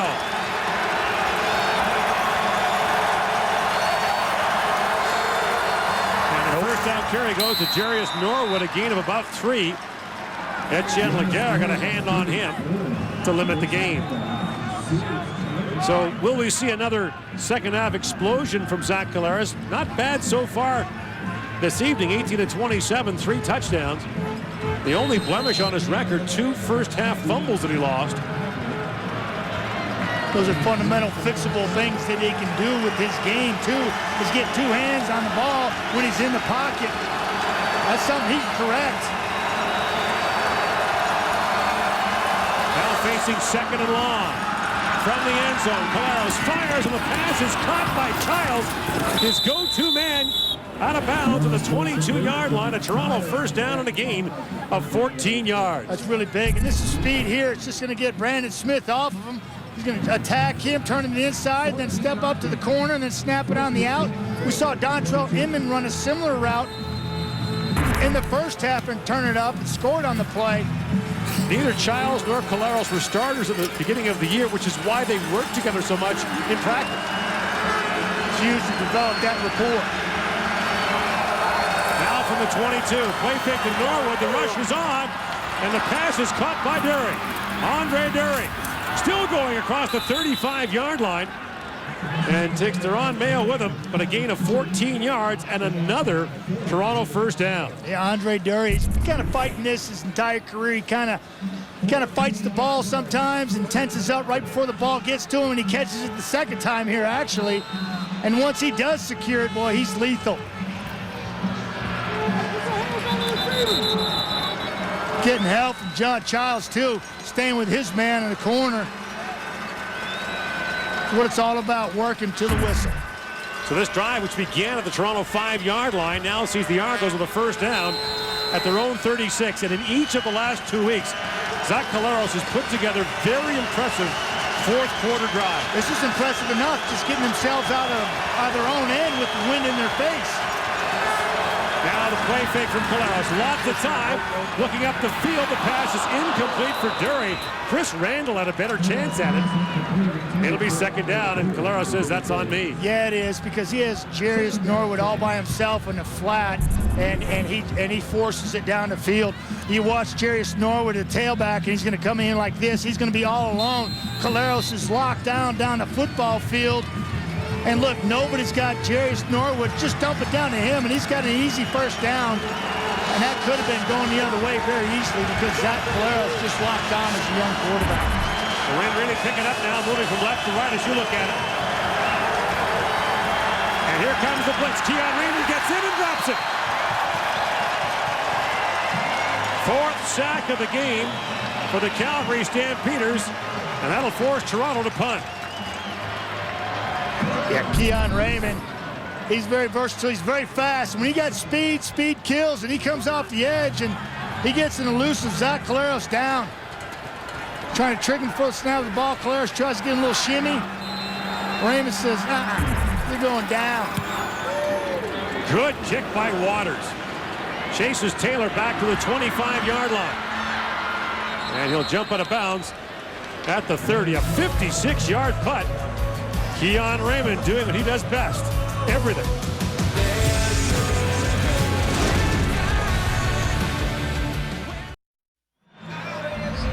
The sack tally brought to you by Purolator, tackling hunger across Canada. Check. Well, check out Calgary, now tied with Winnipeg for the CFL sack lead. So far, more than 800,000 pounds of food collected to date. And of course, Purolator donates a pound of food for the poundage of every quarterback who gets sacked. And there's Keon Raymond, who has the latest for the Calgary Stampeders.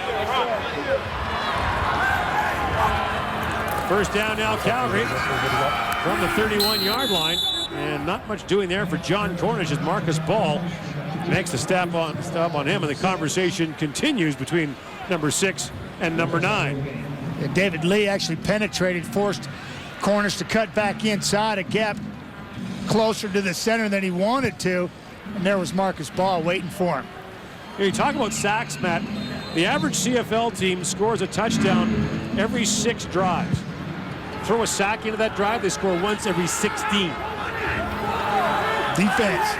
Certainly we got 2 good ones on the field. Although Toronto gives up a lot of yardage, they're the worst against the pass. And now here comes the rush. Kevin Glenn under pressure gets away. Looks down the field and the pass is incomplete. Looking down there for Sinopoli. It'll be 3rd down for the Stampeders. Finish my thought process. Worst against the pass. Certainly not very good against the run either. But when they get in the red zone, that's when they tighten up. They're the best in the league, giving up only 32% red zone touchdown percentage, and that's best in the league. And amazingly, Matt, as you say, they give up the most yards, the most passing yards, but they've given up the fewest touchdowns. Yeah, they shut her down in the red zone. Kind of reminiscent of when Rich Stuber was the defensive coordinator for the Argonauts. Bend, don't break mentality defensively. I think Chris Jones brings a lot of that to the table. Now Neighbor with the punt. Gets a good one away into the wind, chasing Guy back to the 35-yard line. Guy's got some room to run. Up the sideline he goes, and a flag comes down as he goes out of bounds at the 54-yard line. 45-yard punt for the Stampeders, a return of 16. The CFL on TSN is brought to you by GMC Sierra. We are professional grade. Juwan Simpson, the Calgary Stampeder defense, go to work here. In the 4th quarter, the Argos got called for holding on the return, so they'll start at their own 40-yard line.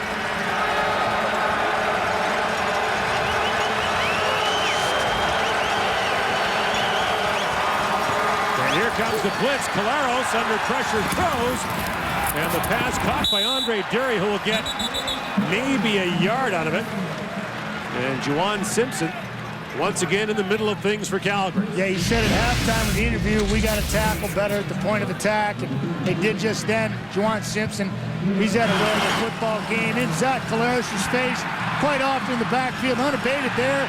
Then he's the recipient of Charleston Hughes getting to the quarterback, picks up a fumble. Team leader on the defensive side of the ball, 6-year man from Alabama. He's a purebred. That's someone going to go sideline to sideline. And he stays on the field 24/7. They've had good ones in Calgary through their history. Now on 2nd down, Caleros primes and throws for Inman. Caught! Inman got away from Jamar Wall, makes the catch and runs down to the 33-yard line for a gain of 35 yards. Yeah, it just looks like Zach Caleros gives him a chance. Simpson coming off the edge, stymied by King, and then he just undercuts him and goes and attacks the football. That's just giving your receiver a chance. Dontrell Inman, nice play on the football. Caleros closing in on 300 yards passing. Here comes the blitz, and Caleros gets the pass away quickly to Norwood, but Jarius Norwood had his legs cut out by Chris Randall. Rick Campbell's defense said enough of that. They've seen this play several times today. play fake with the run on the inside. They bring Frazier down. He's got the quarterback off the edge. Then the corner, Chris Randall, comes up and makes a sure-handed tackle on Jarius Norwood. That's going to the well one too many times. The Calgary Stampeder defense was up to the challenge there, forcing the 2nd and 10.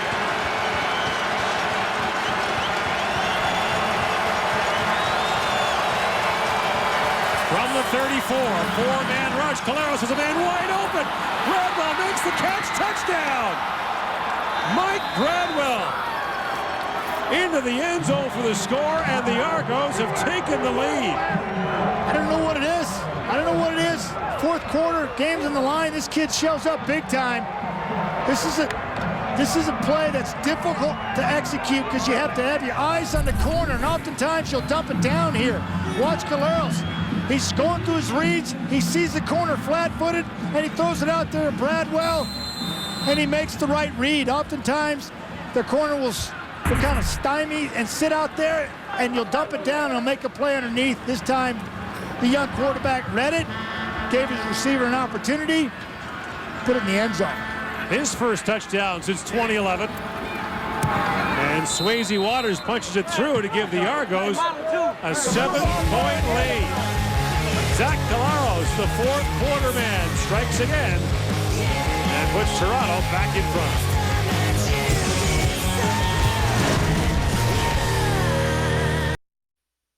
Mike Gradwell hadn't caught a pass in his last 4 games. He's got 2 tonight and 1 for a touchdown.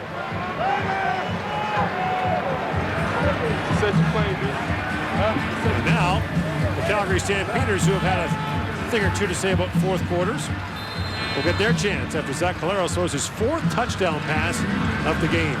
You're not 9-2 if you're not finding ways to win in the 4th quarter. Calgary Stampeders certainly know all about that. They'll be working into the wind as Taylor takes the kickoff at the 3. It's a block on the corner, and Taylor off and running. Up to the 36-yard line before he's finally tripped out. Let's go back to the touchdown by the Argonauts. Yeah, it's going to be a good scheme by Toronto Argonauts. Really kind of going to work right here. 1, 2, 3 receivers, and then what they're going to do is they're going to isolate this man here, this man here, this man here, and then they're going to go to work on the corner to the field. Bradwell's going to take an outside release, and that corner's going to be on an island. You're going to see the flat come out by Dury. Bennett does a center field turn. He's on an island. He's got 2 to cover. Bradwell's got an easy score. Nice read by the young quarterback. Getting his eyes to the corner on the center field turn and sticks it out there, gives his receiver a chance. First down for Kevin Glenn. Under pressure. He throws. He's got McDaniel open. Marquay McDaniel has it knocked away at the last moment. The coverage provided by Ricardo Coakley. And the former Hamilton Ticat, picked up by the Argos in the first month of the season, knocks that away from Marquay McDaniel. Yeah, Coakley doesn't even play the ball, basically. He just gets his arm on McDaniel late, and the ball actually hits him on his left shoulder pad, and it deflects away from McDaniel. Never turns his head around, puts his arm on his sleeve, it hits him in the left arm and goes to the ground. Brings up 2nd and long for the Stampeders, under 7 to go in the 4th quarter. Here comes the blitz. Glenn gets the pass away to Sinopoli, a first down up to the 51-yard line, a gain of 13.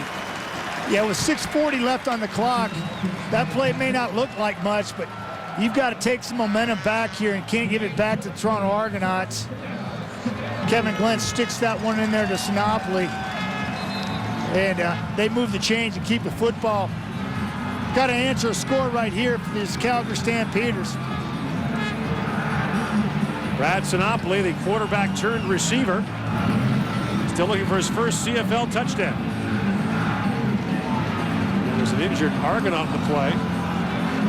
Looks like Patrick Watkins, big 6'4" corner. He already has 2 interceptions on the game. He's been battling. I talked to him about the grind before the game. I mentioned it earlier. And he says, I'll be all right. He says, I'm a pro. This is what we do. He's just a little taxed right now. The Argos actually considered, Matt, making this a 3-game road trip, going to Regina, staying over into Calgary, staying over in Edmonton. As it turns out, they'll just do the Alberta double and not land the Western triple. And we asked Zach Collaros about that road trip and what it meant. And the first thing out of his mouth made all of us laugh. He said, yeah, biggest things the players are most excited about the per diem we've got. Yeah. And although it probably doesn't compare to some other leagues out there, a per diem for each CFL player adds up in a hurry when you're on the road for a couple of weeks. First down from the 51-yard line. Bully by Mitchell back out there. And he's got Anthony Parker. Parker gets strung out a little bit. And safety Matt Black finishes him off. A flag comes down at the end of the play. The Argos are saying it's against the Calgary Stampeders. The loss was 1 on the play.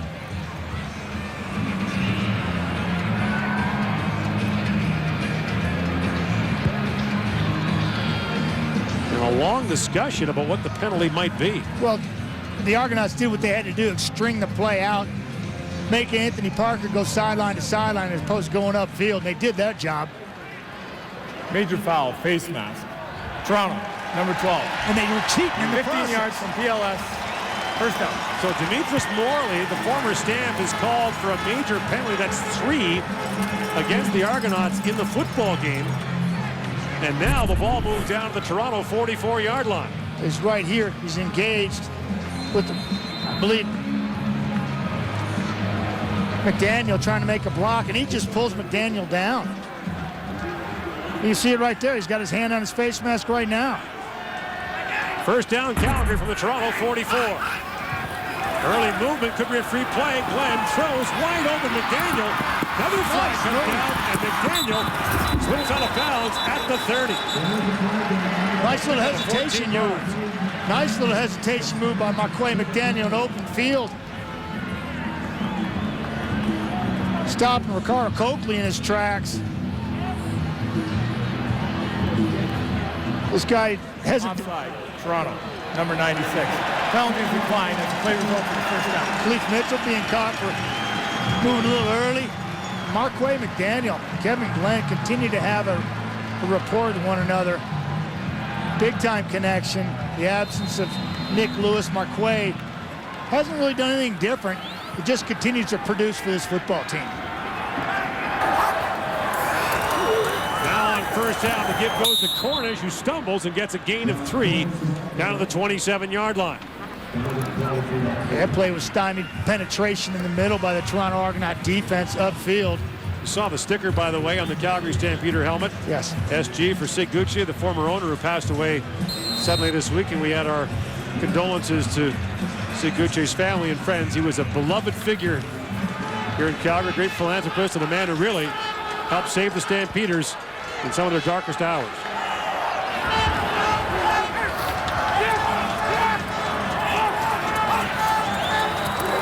On second down, wide open is Anthony Parker, and the pass incomplete. They were looking there for Kenny Stafford. Patrick Watkins, Jack the Pumpkin King, he's just got arms and legs going everywhere. He's just like shut that down and got his big arm outstretched and snapped the ball.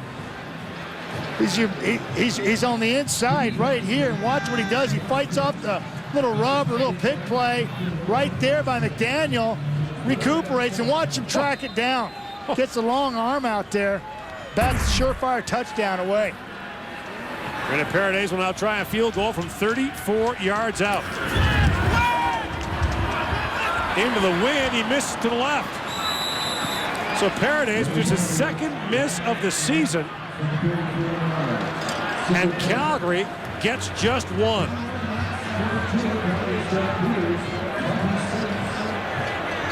Watch your favorite heroes save the world in Marvel's Agents of S.H.I.E.L.D., a new series Tuesday at 8, 7 Central on CTV on Superhero Night here in Calgary. She'll be going to the Invisible Plane afterwards to get home. The Incredible Hulk is here. Oh, and Ralph is here. Sorry, Harvey the Hound. He used to be Ralph. No, it's right. It's still Ralph. Yeah. It's still Ralph. I always get my dogs mixed up here. That's okay. It's okay, Gord. You know, quick story. I had to fire Ralph the dog. What? When I was the head coach GM here in Calgary because Mr. Frederick said he didn't want to pay him anymore. Seriously. seriously. I fired the mascot. Are you kidding me? Now Caleros to Dury, and Andre Dury out of bounds at the 39-yard line. And a gain of 4. Had to cut a lot of guys at the end of their career and whatnot. Oftentimes you hear GMs talk about how difficult that is. Well, try cutting a mascot. It's like he couldn't have seen that coming. No, he couldn't, because you can't see his mask anyways. It's just unbelievable. Are you kidding me? That's what it's come down to? I mean, the purse strings were drawn up back in 04. Glad to see it's turned around. Second and long. Here comes the rush. Caleros with time. Throws the pass in behind Dontrell Inman. And Toronto will have to punt. All the throws, all the quality plays that have happened to this point, you can just kind of erase right off the board. That's the one you want. That's the one you need the most right there. You got a receiver running wide open across the middle. You got to throw a better ball. And you see Scott Milanovich last week in Regina. He was a little harder on Zach Caleros than we've seen. He wasn't coddling him, wasn't encouraging him. He says he's earned that right to be yelled at. That's right. They've raised the bar on Zach Caleros and expecting more from him. Good kick by Waters. Both punters are booming it tonight. Taylor from the 13-yard line. And he gets tripped up at about the 24. We asked Scott Milanovich about the new tough love for his quarterback. Zach has earned the right to be barked at. He's getting better, and we're raising the bar, and we expect more and more out of him every week as the starting quarterback for our team. And it's just because we think so highly of him that we're going to demand as close to perfection as we possibly can from him. And he's a guy that's been coached hard all his life. He responds well to it. And now he'll look on as the Calgary offense goes to work. Kevin Glenn at the controls with 3:20 to go in the fourth quarter. Argos show blitz. Glenn throws. He's got Jabari Arthur. And Arthur got clipped by Alonzo Lawrence. That was enough to bring him down after a gain of 3. Argonauts bringing pressure off the edge. Kevin Glenn sensed it, located it, and got a ball out quickly. Timeout, Calgary. And Calgary calls timeout before the 3-minute warning to get an extra play in. Absolutely, Gordon. New rule this year. Teams are allowed 2 timeouts, can use them anytime throughout the game, but they can't take but only 1 in the last 3 minutes. And so Calgary's smart here. Get a little breather, regroup right before the 3-minute warning. They'll have 1 timeout left in that period of time. Talking about Dave Dickinson being a pretty quiet, not emotional guy, but people took that to mean he was complacent. Learned the hard way. That's a fierce competitor. Absolutely. And a future CFL head coach, you'd have to think. It's just like Kevin Glenn. He's not boisterous. He's not loud. He's one of the fiercest competitors I've seen play. Facing a serious second and long now. 4-man rush. Glenn throws, and the pass is caught by Markway McDaniel. He was wearing Ricardo Coakley and somehow gets 10 for a Calgary first down. We've reached the 3-minute warning in Calgary. The Stampeders down 6. Have the ball and a fresh set of downs. The CFL on TSN returns after this.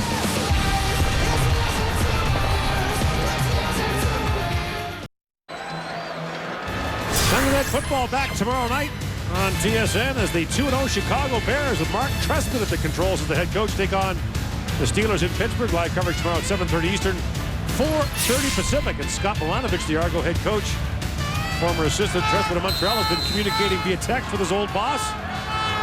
2 close straight with 2 wins so far for the Bears. First down now, Calgary. Glenn throws, and Sinopoli can't hang on as Alonzo Lawrence was step for step with him. 2:46 to go in the fourth quarter. I referred to Zach Caleros missing a 2nd down and 10 play with the receiver coming over the middle, not throwing a pretty pass. Guy's had phenomenal numbers tonight. For a rookie quarterback making his 5th start, he's been great, but this is exactly why you want to make that play, is you don't give a veteran like Kevin Glenn an opportunity in a 6-point game with 2:46 on the clock to move the football down the field, put potential winning points on the board. Come on, Z! And now, Calgary has to burn a timeout here. Calgary. because they don't have the right personnel on the field. And so the Stampeders, no timeout remaining now. Dave Dickinson is not happy on the sidelines either. He's disgusted with this sequence of events. Boy, he need that timeout later on. I don't think he's calling a play there. I think he's dog cussing. He's upset. So 2nd and 10 for the Stampeders from their 37-yard line. 2:46 to go in the fourth. Play the game right now, Gord. Got to have this one.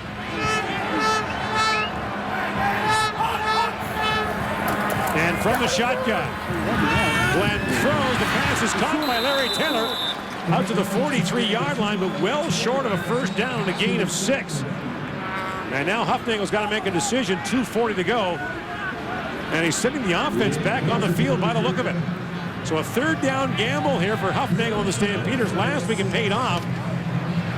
Well, maybe he's thinking about last week, Gord, when Toronto got the ball back with 5 minutes to go in Saskatchewan and they chewed up most of the clock. You don't want to give them that chance. And last week, Bo Levi Mitchell connected with Sinopoli on a 3rd down gamble. So here you go. 3rd and 4. I'd expect pressure right here, Gord. Glenn throws. He's got Sinopoli for a first down and more in the Toronto territory.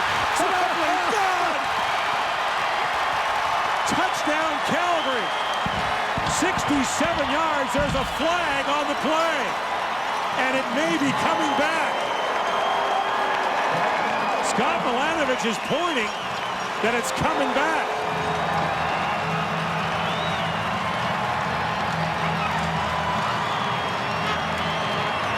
Offensive pass interference. Calgary, number 81. 10-yard penalty, remains 3rd down. So Jabari Arthur is called for offensive pass interference. It wipes out the 67-yard touchdown. Brings up 3rd down and 14 now. Well, it's a call you don't hear very often, particularly this stage of the football game, but one the officials felt like needed to be called. Most likely a rub play trying to get Sinopoli an opportunity to run underneath him, inside out. Is where the rub would come from. Sinopoli comes underneath. He catches the ball. Nobody's on him. The flag was on the other side of the field. So here's Arthur. Sinopoli's going to come underneath him. There's the pick right there. That's the rub. Well, you see that 24/7 in the Canadian Football League game, not often called a very critical junction here in this ballgame. Neighbors' punt goes out of bounds at the Toronto 40. But now the Argonauts have the ball, and in Montreal 2 weeks ago, in Saskatchewan last week, this is where Zach Collaros went to work with long drives to take time off the clock. Calgary has no timeout remaining. A 67-yard touchdown gets wiped out by a penalty. Yes, just a little rub route inside out. You're going to see this man go up and rub here. Sinopoli's going to come underneath. Watch it. He just kind of goes, stands there, and then shoulders him. That's enough. Officials see it, throw the flag. Could be the difference in the ballgame. And Norwood dives across the 46-yard line. You think it was the right call, Matt? I've seen a lot worse, but that definitely is what they're trying to execute, and the officials saw it and they called it. If they don't call it, though, the Argos have a legitimate beef. Yeah, you got a legitimate beef on any rub or pick play, and every offense in the Canadian Football League has them, has dozens of them as part of the game. That time, Calgary got caught in the most inopportune time. Gain was 5. It's 2nd and 5, and the clock running. And now a play fake, and Collaros has a first down and more across midfield. That's what you can't have happen for the Calgary Stampeders. You need a 2-and-out there. No timeouts left. And more importantly for Toronto, Collaros stayed in bounds. Yeah, he did. Smart player. We've seen him play and actually just control games, manage games. That's a design play. He reads the edge. He pulls it. Nice play fake. Stays in bounds. Keep the clock rolling. Taking precious seconds off for the Calgary Stampeders right now. First down from their own side of midfield.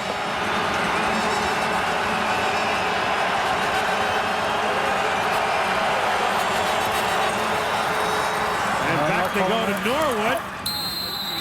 And he picks up a gain of 4 on the play, but again, the clock will continue to run. And Zach Collaros again having himself a night with 4 touchdown passes in the game. This after an interception by the Argos. They hooked up with Dontrell Inman. Just continues to showcase his abilities for the Ottawa Red Blacks. I just don't see him in an Argonaut uniform next year. He'll protect Ray, and he'll be a Red Black before you can bat an eye. Here he goes again in the second half of the football game. 12 for 16. And Norwood tripped up on a great defensive play by Calgary's Alvin Bowen. He had an interception last week at a key time against Hamilton. Forces the Argos now into a kicking situation. Unlikely they'd try a Swayze Waters 57-yard field goal. So with 54 seconds to go, it'll be a punting situation for the Argos. Larry Taylor back to receive. He's been on fire all night. They can use him big time right here. And the wind kicking up behind Waters' back. And we know he's been booming him. He's got great hang time. More importantly, his location has been phenomenal on his punts tonight.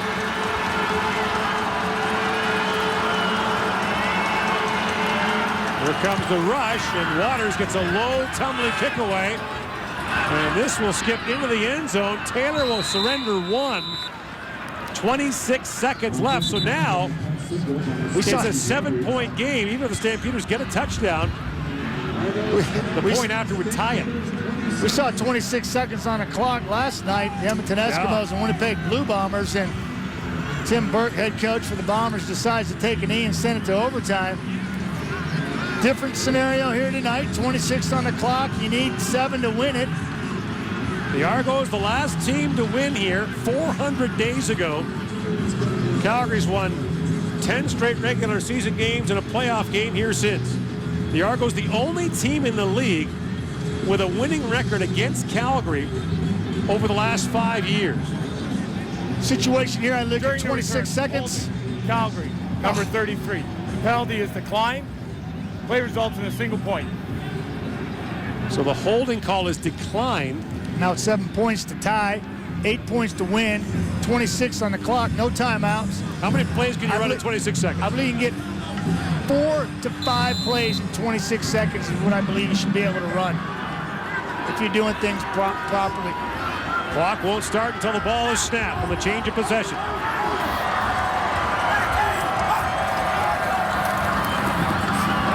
Glenn under pressure throws underneath. He's got Cornish aiming for the sidelines, and Cornish does get out of bounds. A gain of 10, close to a first down, 19 seconds to go. Number 9 breaks the tackle, gets to the sideline. This is why you play the game if you're Kevin Glenn. This is why you play the game if you're a defender at this point to make a stop. I heard the Winnipeg Blue Bombers take accountability defensively for not making a stop late in that football game. Toronto Argonauts defense yet to be seen if they're up to the task tonight. Flags are down. Glenn has time. Throws down the field, and the pass incomplete. As he was looking down there for Anthony Parker. But this is coming back anyway. Just shooting themselves in the foot. Got an offsides by Calgary. Take 8 seconds off the clock. Go back 5. Offside. Calgary, number 16. 5-yard penalty remains first down. It's not so many the number of penalties that Calgary has taken here. Right here. It's when they take them. Yeah, I mean, it's just precious seconds off the clock. 8 seconds, move back.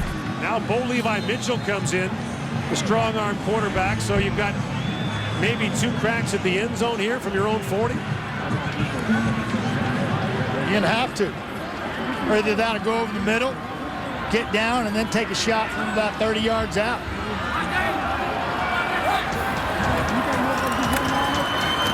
Mitchell with time, slings it there, caught by Parker.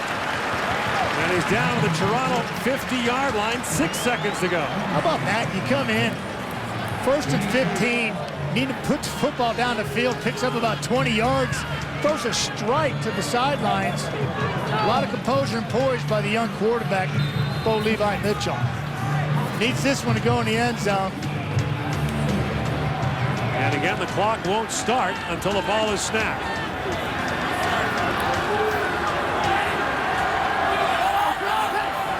Early movement, flag play. It's a free play. Just sling it, Bo. There he goes. That's a free play. Jump ball, and it is caught. No. Parker thought he had it. It falls incomplete, but Calgary will get another chance. Yes, they will. Do it again. Parker thought he had it. That's all you can ask for is an opportunity to tip ball drill in the end zone. This is how it's designed. Outside.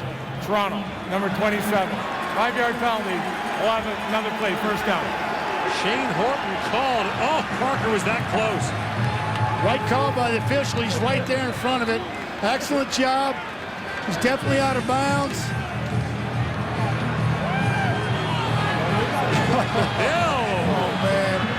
Oh, that just Huff takes you right there. Harris takes you right there. So here you go. No time on the clock. The ball moved down to the 45-yard line.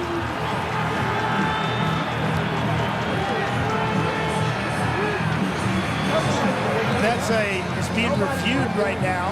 Yeah, the command center will be looking at to see if Parker made the catch in the end zone. It was close. But last 3 minutes of the fourth quarter, it'll go to the command center. They will make that call. We'll see one more Hail Mary opportunity. Great effort here. It's just OB. Officials right there to see it all.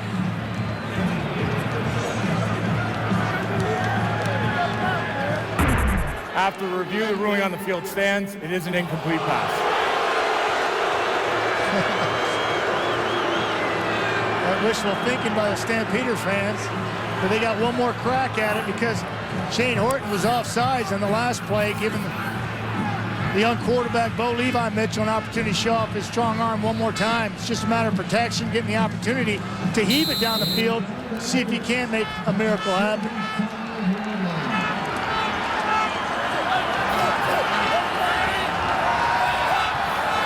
Four-man rush for the Argos. Here it comes. Mitchell throws it on the Jabari Arthur. An onside player. It's an onside. It's an onside. He gets it. It's a live if he ball. gets to that. And the Argos get to it. Alonzo Lawrence picks it up in the end zone. A well-executed use of the CFL rules. And it came that close to working for Calgary. And the Toronto Argonauts have once again handed the Calgary Stampeders a loss on their home field, the first team to do it since they did in August of last year. Here it is here, Jabari Arthur. He comes from over here in the football field. He's going to catch the ball in here. You're going to have Marquay McDaniel stay onside, which means he's behind Jabari before he kicks the ball. Then he scoops down here and tries to be the first man of the football. If he gets there and recovers that, it's touchdown Calgary. Well-designed play. There's Jabari Arthur. You see Marquay at the top. He actually was offsides there. Yeah, that would have been interesting. Yeah. So they tried to duplicate what we actually did in 04 to win it in BC, but officials didn't see it. And we ended up losing the game on the road after a well-executed play, but that's what they're trying to get done there, Gordon. And the Road Warriors continue. The Argos now 5-1 away from home this year. They've won the first 3 games of this long road swing. Zach Caleros is once again the hero for the Argos. 33-27 the final score. Calgary into Hamilton next week. The Argos are into Edmonton, and Bo Levi Mitchell still wondering how exactly that worked. For Jermaine Franklin and Matt Dunning and all of us at TSN, I'm Gord Miller. This has been a presentation of TSN, Canada's sports leader. Sports Center is next.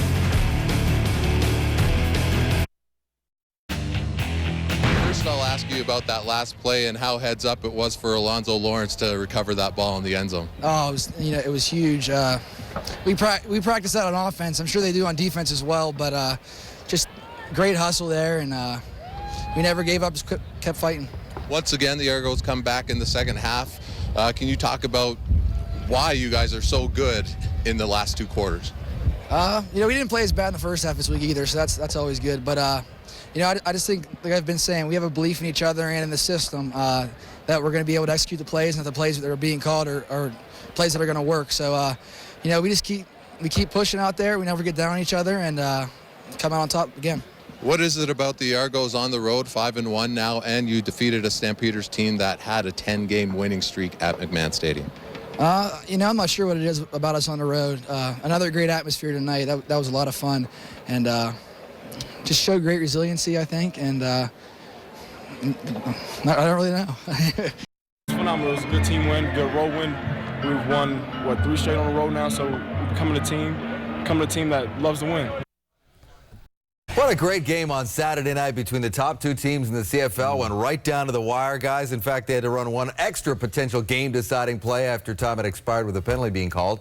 The Toronto Argonauts lost their first road game of the season July 4th in Vancouver and have not lost on the road since. 5-1 on the road, 5 straight wins, including the last 3 back-to-back, including wins in Saskatchewan and now Calgary, where those teams had yet to lose at home. No Ricky Ray, Zach Collaros at the controls. Yeah, and I'm impressed with Zach. And, he stepped in for Ricky Ray, and this offense has not missed a beat. The knock on this guy has been, can he put 4 quarters together? In the previous 2 games, it was bad first half, good second half. Not the case this game. He put 4 quarters together. Great game, spreading the ball around to 7 different receivers, 4 touchdowns, 0 interceptions. He ran the ball when he had to. You got to give a special shout out to Jarius Norwood, who led this team in rushing and receiving. It's pretty impressive when you can go into Regina and beat that team. You come into Calgary and beat this team. I love what this guy is doing. Jock, Dave, Chris, he may not be the starting quarterback for these Toronto Argonauts, that's Ricky Ray, but I promise you, next year, he will be a starting quarterback in the CFL. This 5-game road win streak is Toronto's longest since 1996. Calgary, Jock, thought they had ended it with a touchdown that was called back on a play that you're going to take us through. Yeah, I know that Calgary Stampeder fans will be very upset thinking that, hey, this game was won. Brad Sinopoli was supposed to have his first ever career touchdown pass. Beautifully executed play here as he dips underneath and then runs it into the end zone. But you know what? This play is a pick play. We call it a rub play on offense, pick on defense. And in this case, it's Jabari Arthur's job to get the rub. But what you can't do is initiate contact with the defensive back. It's okay to let him run into you, but you can't run into him. You got to be a better play actor than that. Look, this happens often during a football game and doesn't get called, but that actually was the proper call. He interfered with the defensive back, and it resulted in a game-winning touchdown called back.